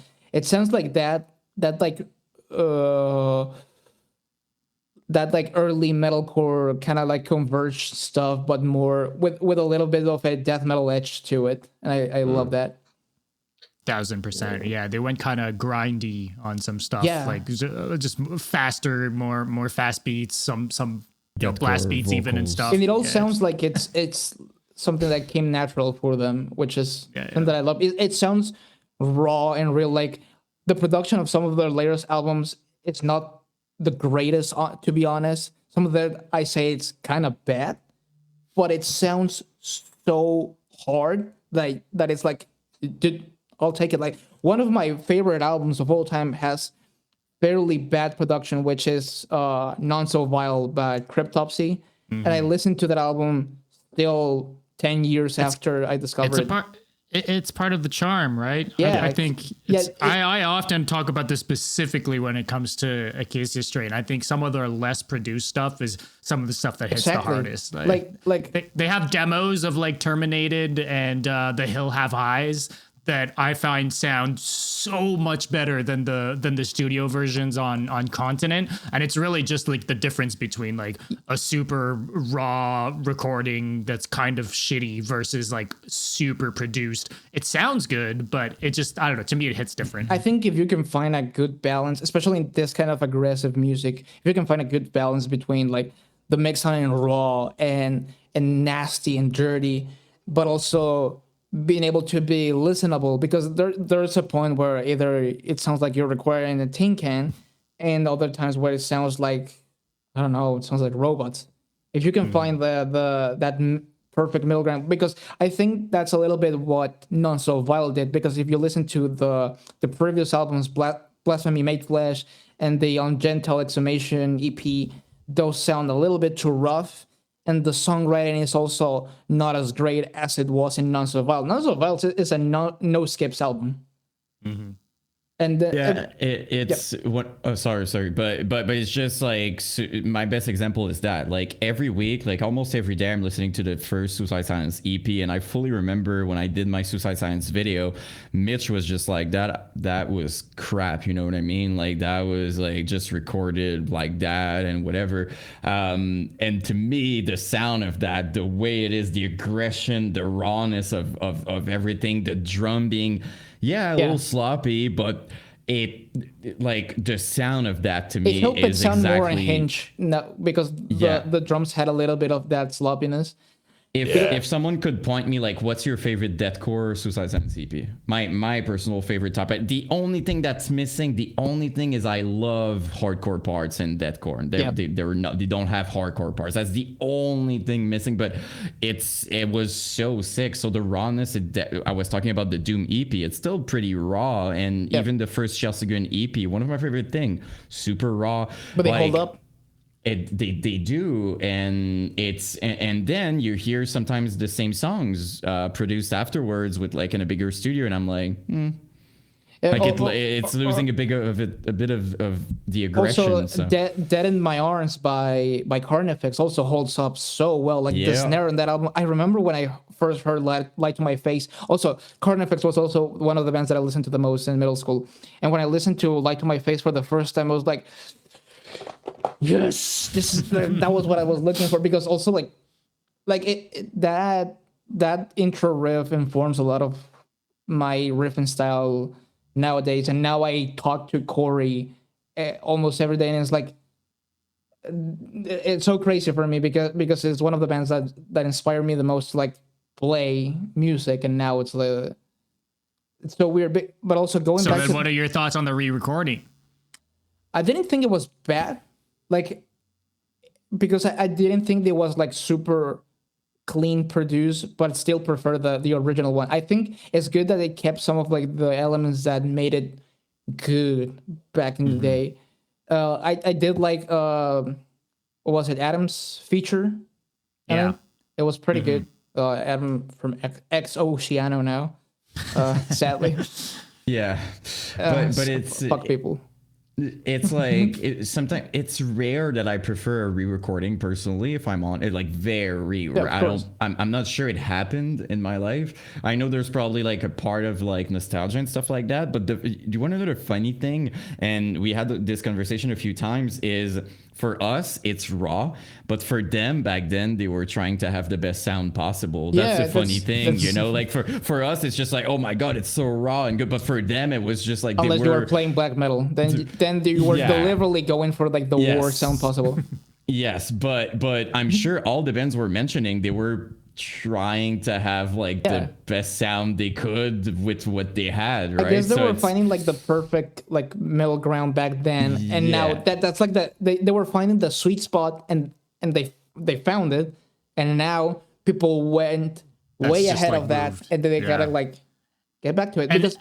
And I don't think it's a stylistic thing necessarily either. It's just literally always been money to quality ratio. Yes. Yeah. Right? Like what's the best deal that we can get for the best sound? And like now the like pricing and just the fact that people can record at home and stuff like that, that's just the goalposts have moved so much. It's just funny that now you have to intentionally be raw type thing. That's something like that I want to bring up. It needs to be intentional. Oh, can't you? I remember me personally talking with my producer and be like, I was almost asking, can you reduce the quality of what you just did a little bit? And like for a producer, it's just like, okay. Because they have producer brain. And I produce, but I'm also, since I also write my own stuff and I like this particular type of music, I have like the idea of like, if the art serves that, if that sound serves the art, then it's better. Like, I guess for like some other bands that do a different style, that a bit more pop inspired or whatever, I guess it makes sense that they have a bigger, more produced, more like big budget kind of sound, like Bad Omens or whatever. Like if Bad Omens did a raw metalcore 2005 recording, it wouldn't work for their style. But for example, I was wanting to mention, like, I think The Cleansing is one of the albums that I listen to the most these days, and it was also one of the ones that I listened to the most back in the days. But also, I think now that I have a better ear and I have a bit of more like a producer brain looking at it, I noticed that album is the sweet spot of it, because it holds up perfectly to this day. But it also sounds like it has like a veil of dirt on top of it. Like everything sounds like it has dirt on top of it in like the best way possible. and that's something that I want to emulate, because you can hear, for example, in some of the breakdowns, you can hear the chugs and the guitar kind of saturating the microphones and going and that's something that I want to replicate, because going back to Grind Gang, going back to Grind Gang, it's something that I do want to do. Yeah, we're here to talk about Grind Gang. That's true. That's because it all is all connected. Yes. It all goes back to it, because for how in the box Perishing was made, it doesn't sound like a bedroom recording, in my opinion. It sounds like it sounds like recorded in like a small cheap studio, but like to the best quality it could get with like a low budget. Because and that was kind of what I was going for, because the way that we recorded, I mean, I recorded DI to my direct to my DAW here on my laptop, and then Rene records on his e-kit, on his electric kit on home, and he sends me the MIDI file for it, and I just mix it with my own sound, because I use that makes it a lot more raw as well. Exactly. Like just right, you're not programming MIDI. You're playing it on the kit, and that's what. I mean, there's little tricks to that, of course, because some parts, like I'm not too great at like the traditional blasting, so some of what you hear I'll like record limb per limb, but even that is still more raw than just but I mean, you know what I mean? You say that, but that's how they do it in real life too. You know, you'd go to a real studio and maybe they just have you do the cymbals alone, and maybe just do the, you know, exactly. that is a recording technique. You know, for studio purposes, it's for the bleed, but it's still, you know, of course, it still makes sense. Because when I was mixing Rene's drums for Perishing, what I noticed is that I was kind of lining up. I had to reline up some of the parts, because his MIDI notes are different than mine on my library. So when I adjusted, some of like the cymbals were on like the toms. So it's timing so was just slightly off. So that's why when we shared stuff to each other, we share the MIDI file, and we also send just the drum audio, so we can know what the parts of like the specific drums are played. And like, because I also program drums, so Rene has an idea of like what the song is gonna sound like, and then he can put his own spin to it, but still have like that structure, because it also helps me kind of get an idea of like how the song is gonna be, instead of just waiting for Rene to put his parts on it. The elephant in the room is did we use the tone suite distant stuff on the recording? Not in this one, because when it was mixed and mastered and I sent it to my friend, by the way, shout out to my friend Paola Benitez, who did the music video. She animated the music video, did the designs and all. She's one of my best friends since high school, so it was really cool to have her on. Shout out. So yeah, when we did it, I think not even the beta version for the tone suite distant was done. So for the next recordings, I did it all with the tone suite distant, because it's just the best plugin that I ever played through. And you've been most of the demo stuff. Even the stuff on your Instagram has all been that, right? Lately, recently? Yes, like for the past I think 2 months, I guess. Sounds fucking great, dude. Thanks. Yeah, that's mostly. It was a compliment to Rene more than you, but you can take it. Man. Appreciate you. I'll tell Nuri. I mean, but yeah, I have my mix templates for whatever, so I just have to make small adjustments in like EQ and compression and stuff for all of that, so I don't have to spend, because if I already have the sound that we like, I just keep it that way. But actually, some of the demos that I wrote that are kind of almost done, I wrote it before that plugin came out, and I just went ahead to every session and I just changed the amp to the tone suite, and they sound way better. They sound way more mix ready, but they also have that like thick, dirty, kind of early MySpace deathcore kind of sound that I wanted to get. Like, it saturates the audio at some point with like low end, but sounds like the charm from that time, and that's what I love about it. It sounds like breaking up, and I love that breakup kind of style, and I I have the gain as much as I can with it. I scoop the mids, and it still sounds great because for the bass tone that I have for grind gang, I think it's better if the guitars are scooped because the bass just kind of fills it up. You don't want it to compete. Yeah. Yeah, it just felt, first of all, because I just wanted to get a scoop sound because it's slam, but also the bass tone that we have works so well with that kind of stuff because it just fills it up and makes it sound like a brick wall, which is kind of like the sound that I like getting out of it. But yeah, Perishing brick was wall, and then I'm doing concrete sounds with my, so it's kind of totally. His what's it called? The plaster. He's the plaster on it. Oh yeah. He's the plaster on it. But yeah, that when I was like editing Rene's drums for Perish, and I noticed like it's really tight, but you can also see the humanity in his playing. Like it's not robotically tight. It still has some inconsistencies, but inconsistencies that just makes it sound raw and real.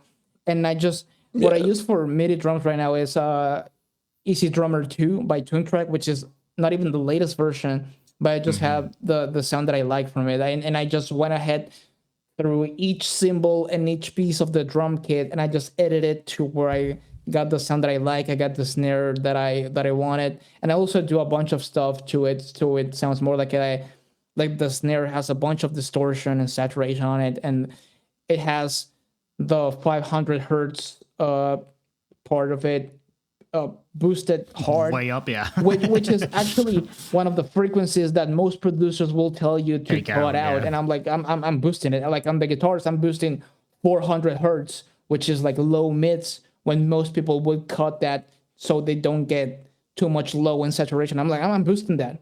I want it to sound like it's punching you in the mouth, like it wants to like dust your teeth. That's cool, man. It's cool. It's cool that like you guys are able to do everything in house, and kind of I'd assume obviously that kind of frees you guys up to more rapid time. I know the project's been a long time coming, but you guys have been working on some other songs and stuff too. But for everyone to be able to record their stuff separately on their own, being able to collaborate on them, even though it's fucking Mexico, Canada, Netherlands. And then being able to do the mix in-house, like, I don't know, there's modern metal, baby. That's the future, man. But that's so cool. That's so cool that that's even possible, right? Like, I don't know, man. I geek out about that sort of stuff. What a time to be alive. What a time to be alive, to be able to record in your laptop a whole album that sounds professional. It sounds like it was Suicide Silence recording with Machine in 2007. Right, and then 5 minutes later, you're being killed on Fortnite by Peter Griffin. I mean, that's that's how it is. What a time to be alive. We truly are living in the best timeline. Guys, okay, we've been running for a bit. I would like to maybe cap it off with maybe some of the stuff that you guys have been doing. Personally, it can be kind of like outside of the band, because I know Rene, you're leaving for tour soon. You guys had a pretty fucking like crazy 2024, if I may say so myself. You guys put out an album and a whole bunch of stuff. I mean, Rene first, maybe like what's going on in your world right now? It has the cooler stuff going on. What's coming for you? What you been up to? Gonna be going on tour on Wednesday through Europe with Enterprise Earth, Last 10 Seconds of Life, and Harbinger. So I'm very excited for that. And for the rest, I've been just working on my own projects. I mean, you've been doing a shit ton of Instagram content, and you try to prep for that so that even when you're on tour, you can put some videos out and stuff like that. I'm sure you've been grinding that, right? Yeah, well, and actually, I took a break from that since it was consuming me in the wrong way. I was thinking in numbers all the time. I was thinking like, oh, what will this do? And then I would put effort into a video, and then it wouldn't do great, and I'd like be genuinely bummed out in like my regular life. So I was like, why the hell am I letting this social media shit affect me this much?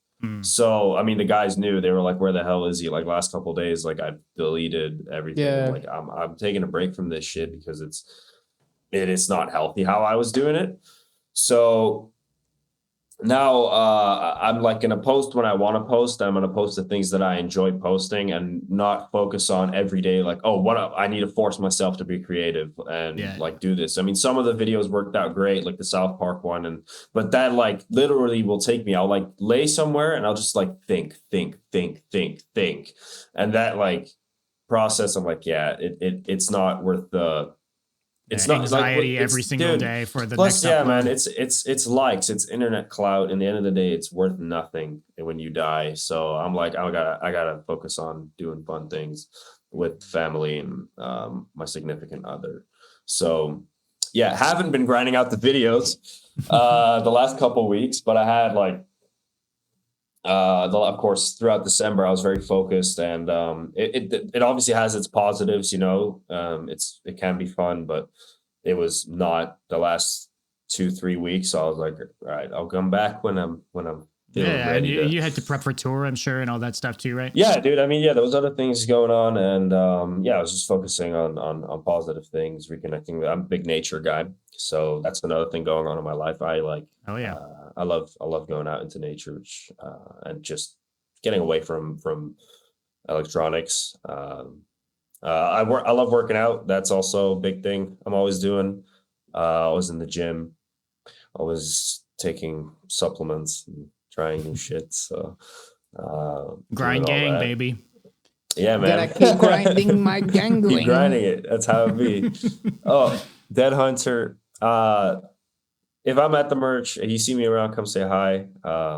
That's like one of the weirdest things to me, because people being like, yo, I was scared to come up to you. I'm like, holy shit. That's weird, man. It's too badass, man. You gotta stop coming up as an asshole, man. Yeah, well, I like try to be as nice as I can, and I like maybe I've heard from a lot of people that my resting face looks really annoyed. Which I mean, if you guys have noticed it in the podcast, I'm not pissed off at all. Yeah, but it's just my like, resting face. Yeah, that's just my face. No, yeah, but guys suck. I'm not saying these people are weird. I'm just like, it feels weird for me for someone to be like, yeah, I was kind of nervous coming up to you. I was like, damn, you know, because I was in those shoes not too long ago. It just seems so foreign, right? At a show. Well, no, it actually hits close to home, but I just don't understand people have that with me.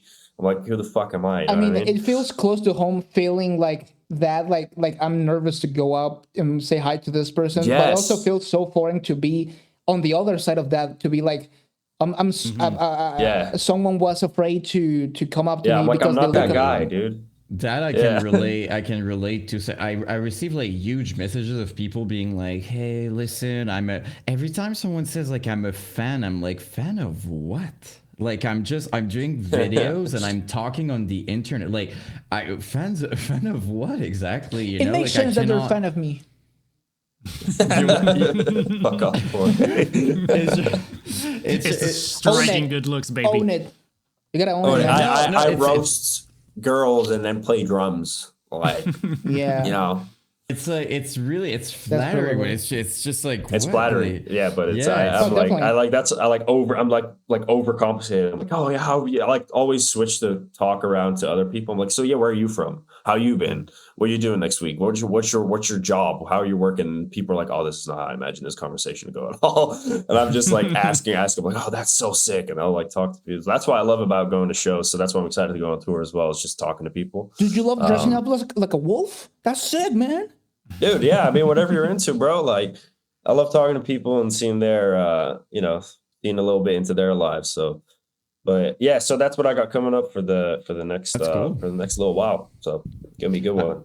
I understand the thing you said too about because I go through that, like Dumb knows, like I go through that a lot.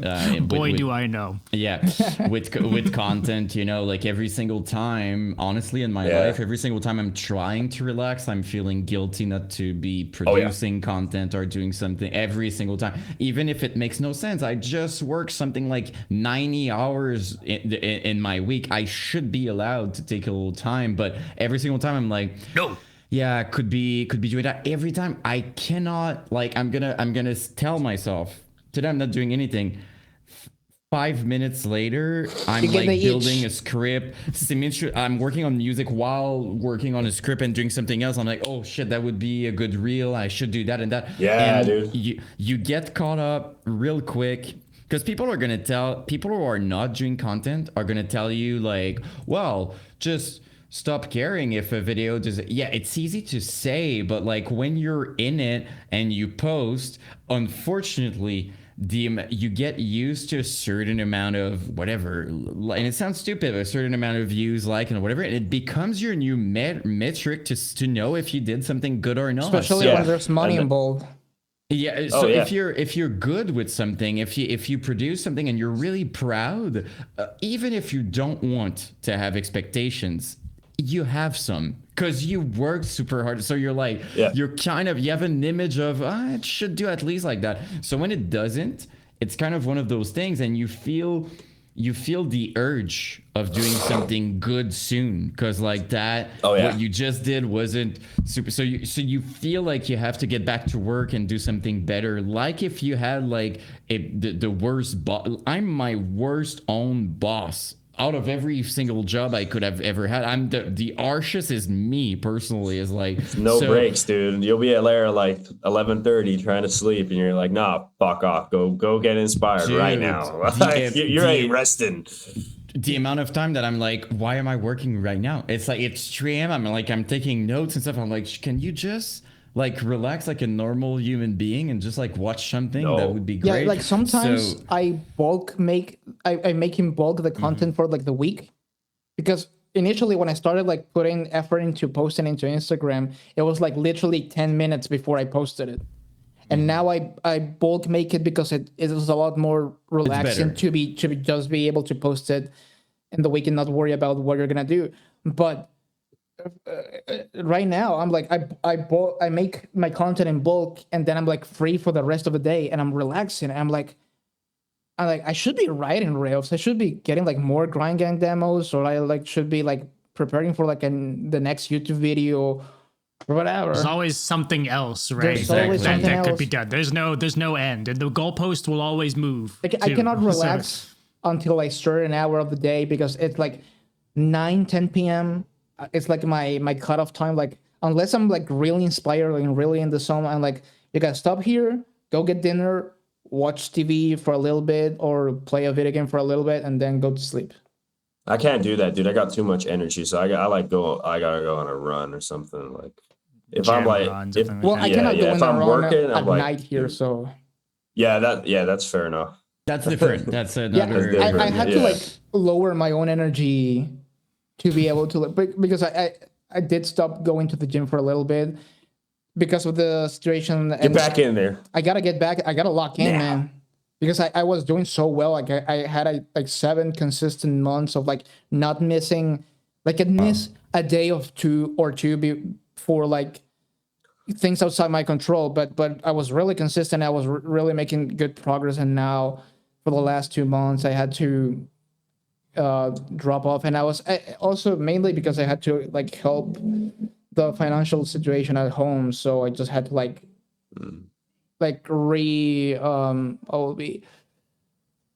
rearrange my priorities with money. So I guess Hop on steroids.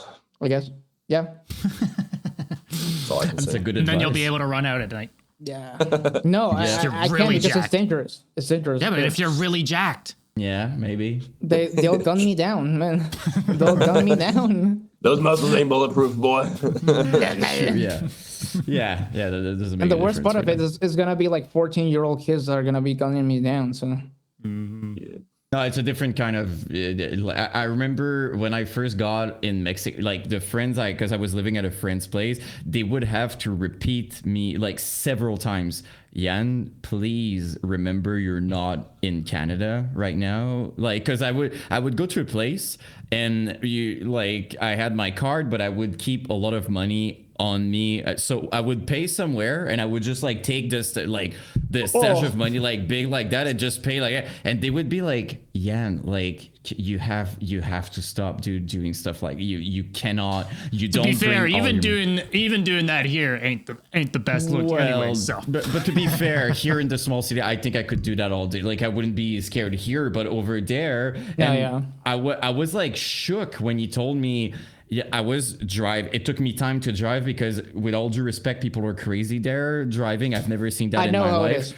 Insane. I've never seen that. It's GTA everywhere. I've never seen that. Like you see someone on a motorcycle, they're like 5 on it somehow, and you're like, what? Yeah, are you? I live in a bigger, more industrialized city than there, and it's still like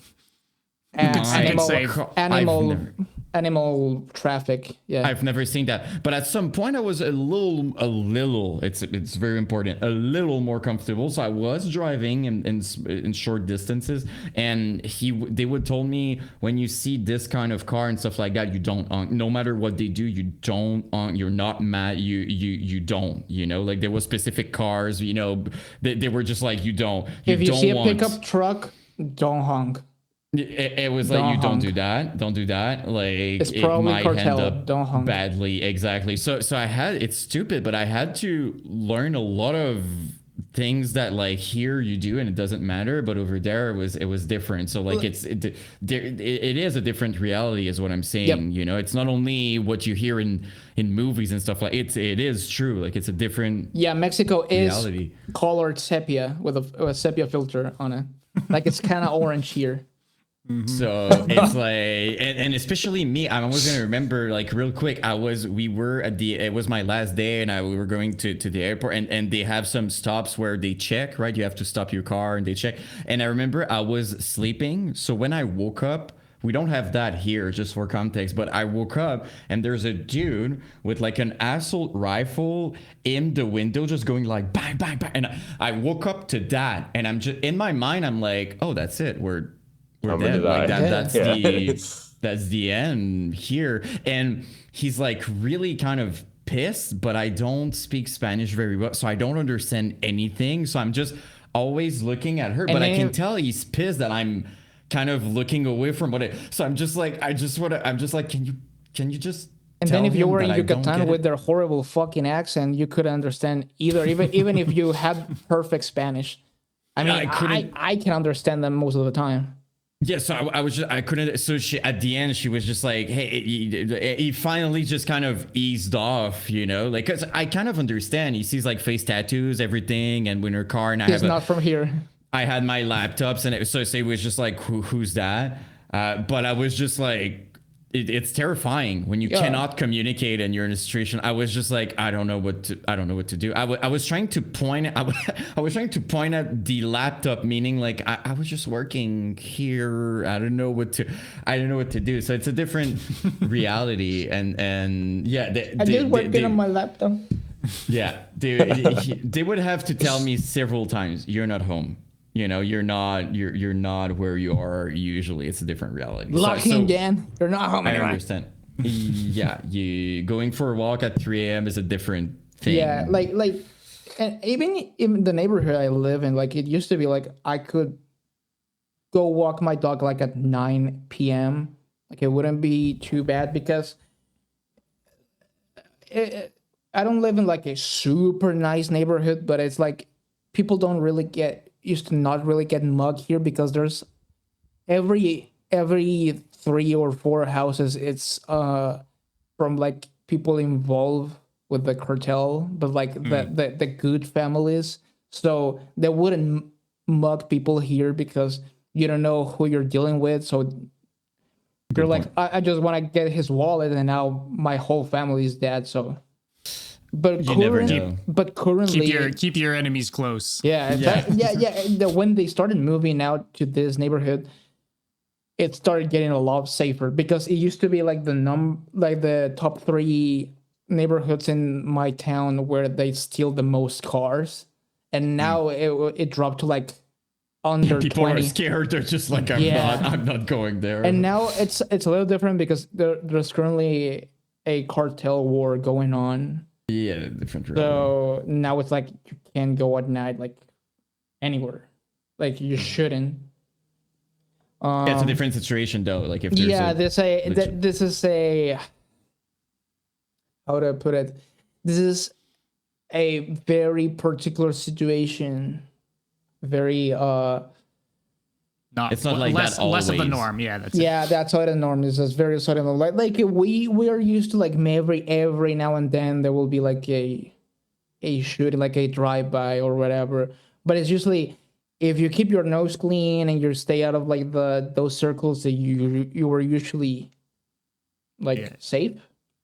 But because usually people did not get senseless. It's not people used to not get killed for nothing. Like if you got killed here, people will immediately assume you were involved with cartel business.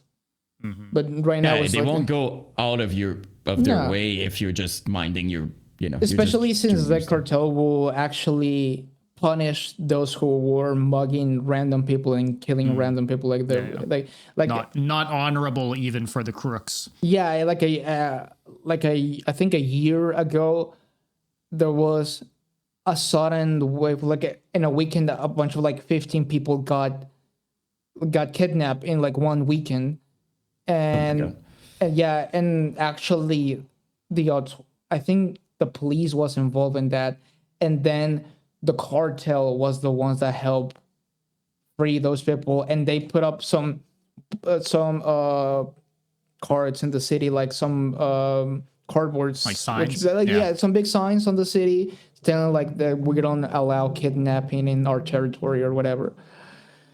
And that was pretty impressive. Like if we don't give permission, like it sounds very honorable, but it's actually like if we're not giving you permission, you're not allowed to kidnap or mug people here.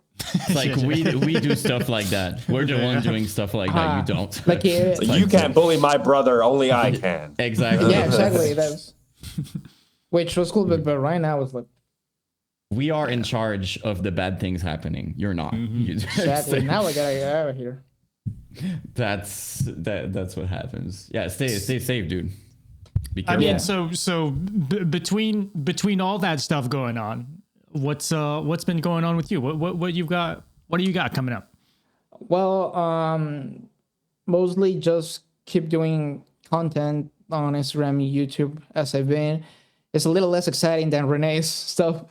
Your content is cool, dude. Even YouTube and stuff you do, honestly, like it's you say it's less exciting, but it's actually sick. It's fun, like just doing that. I'm just waiting for like a couple things with sponsors to clear up so I can continue working on those videos. I had a bit of trouble recently with Mexican customs for some things that had to be crossed, and I had to send them back. So they get shipped differently, so I don't have to pay astronomical amounts of taxes. Also because they wanted me, because the value of the rules late December for like imports. So now the value of stuff, the limit is way lower. So after like an amount that's way lower than it used to be, they customs tax you, like not only gonna tax you, but it's gonna like question you and be like oh boy, they want to register. They wanted me to register as like an importer and like my god, go register and do a bunch of state paperwork, and it's like, dude, I to shouldn't receive be this doing free thing from a company for you to do a video about, like and I'm like, I'm not a distributor. They wanted me to register as a distributor, and I'm like, that's not what I'm doing. Like, you're way outdated with like how business and like content creation works for like the whole world business is on the internet, and you should be like up to date with that, how those things work with like content creators or whatever. And then they're like the guy at FedEx was talking to me like, I get that, but in customs they don't understand that. They're like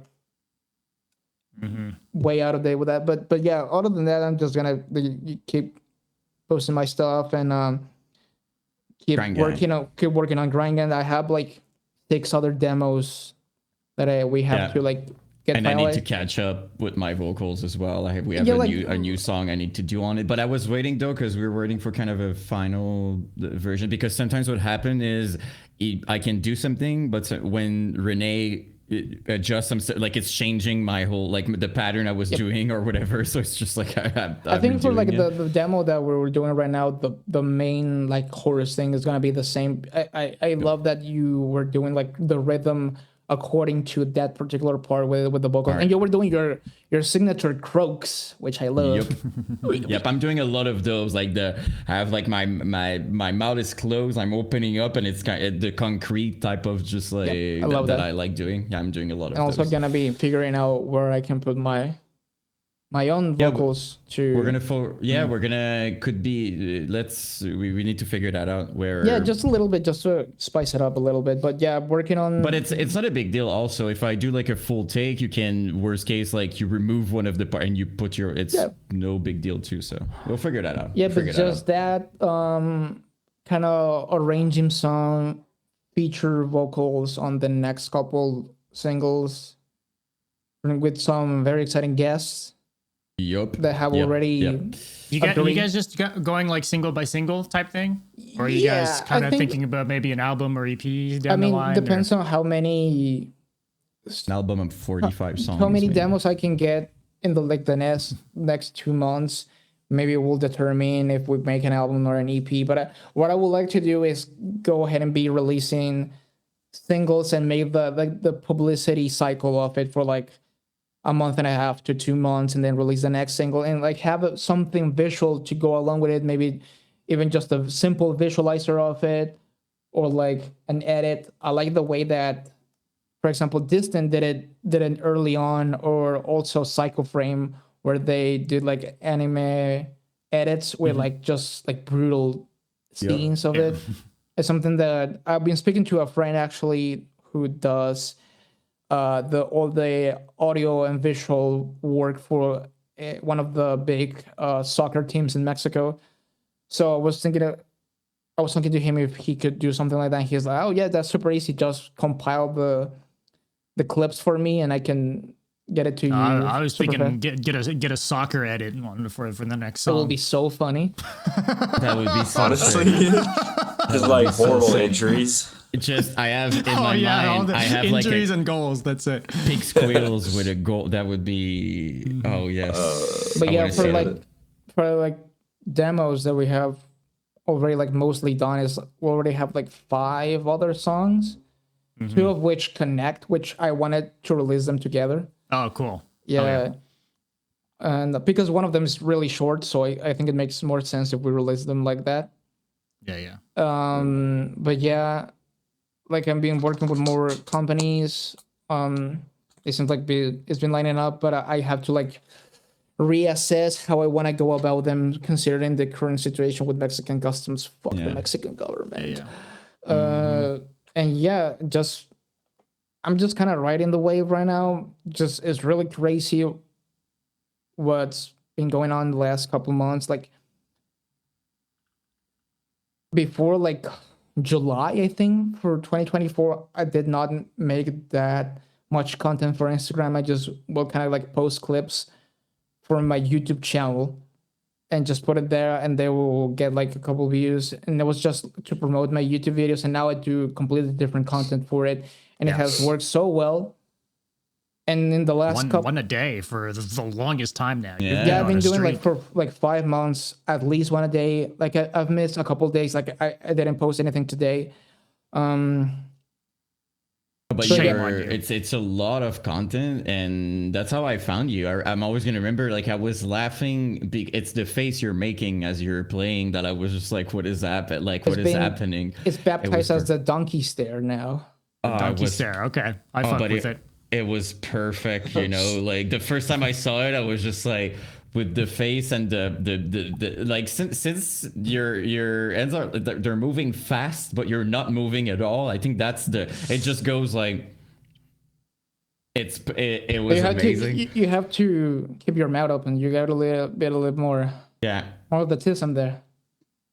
but it's so good. It was perfect, and your content is doing good, because even before following me, I would see your stuff a lot on my feed, like just repeatedly. So I was just like, Yeah, I dude, remember like early on when my content on Instagram started to kick off. I remember you will comment on my videos and we were like, the algorithm knows exactly what I like. That like this was tailor made for me.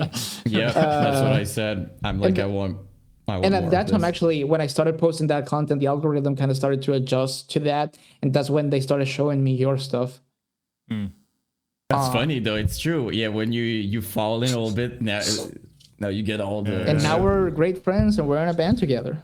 That's awesome. Thanks Instagram, I guess. Thanks you know? Instagram. Like Instagram you has go. been, I think Instagram. Fuck you. I think Instagram has been what has really made like a before and after for me in terms of like my, I guess you could call it career as a musician slash content creator. Because before that, it was like, yeah, I was riding the wave and YouTube was doing okay, but now it's like, now I talk and send memes to like the guys from the bands that I used to listen to every day on middle school. That's crazy. Yeah. Like, Yeah. like Eddie from Suicide Silence sends me memes every day.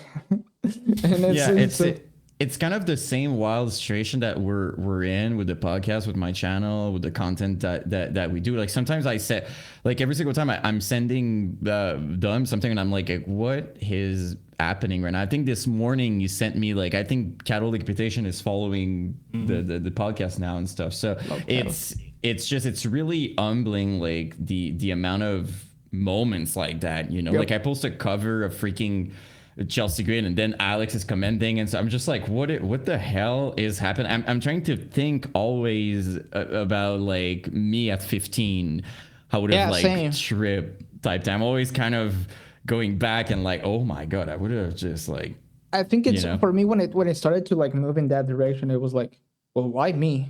Why is it working out for me? What am I doing good that people seem to be drawn for me? And kind of at some point I started questioning myself. I stopped questioning myself on that kind of stuff. And I was like, well, yeah, why not? Why not me? A lot of people started where I'm at, where they didn't know anybody. And all those people you're talking with feels the same way. Like we have guests every week, and every single time I ask that specific question, and I'm like, how does it feel to be that person now? Every single time, every person is just like, well, kind of weird and special. I still can't believe it. And it's coming from people like the biggest people in the scene, and it's everybody feels the same way. It's like, why not? Right? And also even that away from that part, like knowing like, I guess, famous or important people in the scene. Beyond that, just the amount of people that follow me, like in the grand scheme of like social media, I have 30 and 35K on my Instagram and YouTube respectively. And you think in the grand scheme of like social media, that looks tiny. But if you think about it, 30,000 people is like, you cannot even picture. Yeah, for sure. 30, I mean, you think of how many people are just simply interacting with each one of your posts and stuff, and that's like a lot of fucking people. It's insane. And I like, I wanted to tell everyone, if you follow me and you're a fan of what I do, I just want to tell you that I really appreciate all the support. And I have so many DMs on my Instagram that I haven't answered, and it's just like, it's just so many people, and know that I'm talk about that.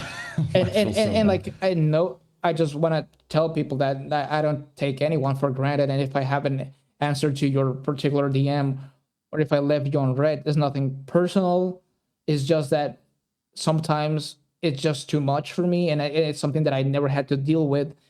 So it's, it is a lot, though. It is a lot. There's just so many DMs that are still in like message requests on Instagram that I haven't opened, and it's just. But know that if you're following me, you support my stuff, that I really appreciate you. And I couldn't be doing this without the support of these people. Like, it's crazy to think that people are expecting to, for me, that they're expecting to me for like release a song, release a new video, and they're excited for it. And sometimes I'm like, well, this isn't like groundbreaking or like that important or like that interesting, but for them it's like, dude, I love what you do, and I'm always waiting for the next video, and I'm like, well, thank you. That really motivates me to keep going and keep doing this. And if you in particular, speaking of to something that Rene said earlier, that if you are someone that wants to do content and is doing it and maybe doesn't do well immediately, well, don't get discouraged. It was the same for me, and for the longest time I thought that it wasn't gonna work out for me, and that I was never gonna get to a certain level, and now I think I'm beyond that level that I thought that I was gonna get. So I'm like, well, I think I can get to the level, to any level that I can get if I just keep grinding and keep. Also, the connections definitely help, but don't get discouraged if you don't meet anyone in person. But those come with time as well. Yeah, those come with time. Right? Like, you never know. But because by the time I started like pop off on Instagram, I've been already doing YouTube for 3 years, and I just found a formula that worked for me on Instagram. People seem to really like, and I just kept doing it and just trying to mix it up a little bit here and there, but also give people what they like, because I still enjoy doing this. It's funny. It's fun for me. I just get to say silly stuff and play riffs that I wrote in 10 minutes. People love that, and I'm glad that people love that. And first of all, if a video of yours, speaking of something that Rene said earlier, like when a video doesn't do as well as you expected it to do, of course it kind of bums you, and it kind of but you have to stay motivated, and like if something doesn't do well immediately, you have to double down and just keep doing it, because it will get better. And there's always peaks and valleys. There's some months that I've been doing like every other video it's over 100K, and there's months that I can barely crack 20K views, but I just keep doing it. Especially me in particular, that posts nearly every day. At some point, one of those is gonna crack, and it cannot. Maybe it's not tomorrow, maybe it's not next week, but it can be a month from now. And this is all to keep people that want to do similar stuff motivated, because if you start doing well and then your videos don't do as well as last week, it can really bum you down. But you have to just keep going, because if you already had success in the past, you can probably recreate that success in the future if you just know what you're doing well. Like some of my videos, like, don't delete anything. If a video, that's the main takeaway. Yeah, don't delete anything. Don't delete anything. Don't delete your channel. Don't delete your videos, because months sometimes. It takes months for something to work. I have some reels that are working now for some same for me. reason, like some of my reels that I posted like months ago, like one of the reels that I posted 2 months ago, like for 2 weeks, it was stuck at like 20K views, and it was barely going up. And I was like, okay, didn't do well, forget about it. And now it's like almost like 800,000 views, and I'm like, well, what the fuck? Yeah, it's just the algorithm is pushing it at some point. So it's finally a good advice you gave. It finally found the goth girls that it was meant to be for. I was gonna say it's found its people, but yeah, you went more specific with it. Yeah. All right, well, guys, thank you guys so fucking much for taking the time to do this, man. I'm fucking hyped on Grand Gang and everything that you guys have got going, moving forward. It's cool to know you guys have got a lot of material you guys are already working on and stuff like that. So I'm looking forward for more, man. More. I'm so excited to post these new songs, because one of the songs that still needs to be like finished, I'm not entirely confident on like the ending of it, but for the bulk of it, it's like my favorite thing that I ever written. So I'm like, dude, I'm so excited to like post the new songs and for them to be done. Especially now that this is gonna sound silly, but now that I've changed my tone to the distant tone suite, like they sound so much thicker and better. Actually, that's something that I've been thinking recently. If we release like an EP or an album that includes Persian, I'm probably gonna redo the mix with the new tone and the new mix for the drums that I have right now, because I learned a lot from it. Yeah, you'll be saying that next song, and then the song after that, and then this. So once you get to the actual album, you'll be able to do a big pass through, I'm sure. Yeah, I'm fairly satisfied with the sound that we have going on right now for the last couple of demos. You say that right now, but again, let's talk about it a couple songs down the line. But guys, thank you guys so much, man. I'll let you guys get back to the rest of y'all's days, but appreciate you guys taking the time, and we'll we'll be keeping in touch regardless. So. Thank you for everyone who stuck around and listened to us yap about bullshit for almost 2 hours. Thank you, everyone that enjoyed listening to us talk about Peter Griffin, Fortnite, and Doja Cat on Call of Duty. Or it's part of it. It's part of it. That's what the people are here for. Yeah. And buy the Grind Gang merch. Buy the Grind Gang merch. Lock in on the Grind Gang merch. I'm going to put a link in chat for anyone who's watching on the live. I'll have links to all that in the show notes. The best shirt is the low IQ riffs, because it says low IQ riffs. Yes, and that's what I do. Shout out to Alan who did a freaking sick logo too. Shout out to Alan. Oh, for sure. Who did the shout out Death by Ginger for rocking getting the shirt and socks already. Awesome. There we go. Yeah, shout out to her. Yeah, like every day I look at our logo and it's like, this is so sick. We're so cool. We're so fucking cool. There it is. Also the same. All right, guys. Awesome. We'll catch y'all soon. Have a great rest of y'all's day, and keep grinding your ganglings, everybody. Yes, sir. Peace out, boys. Take care, guys.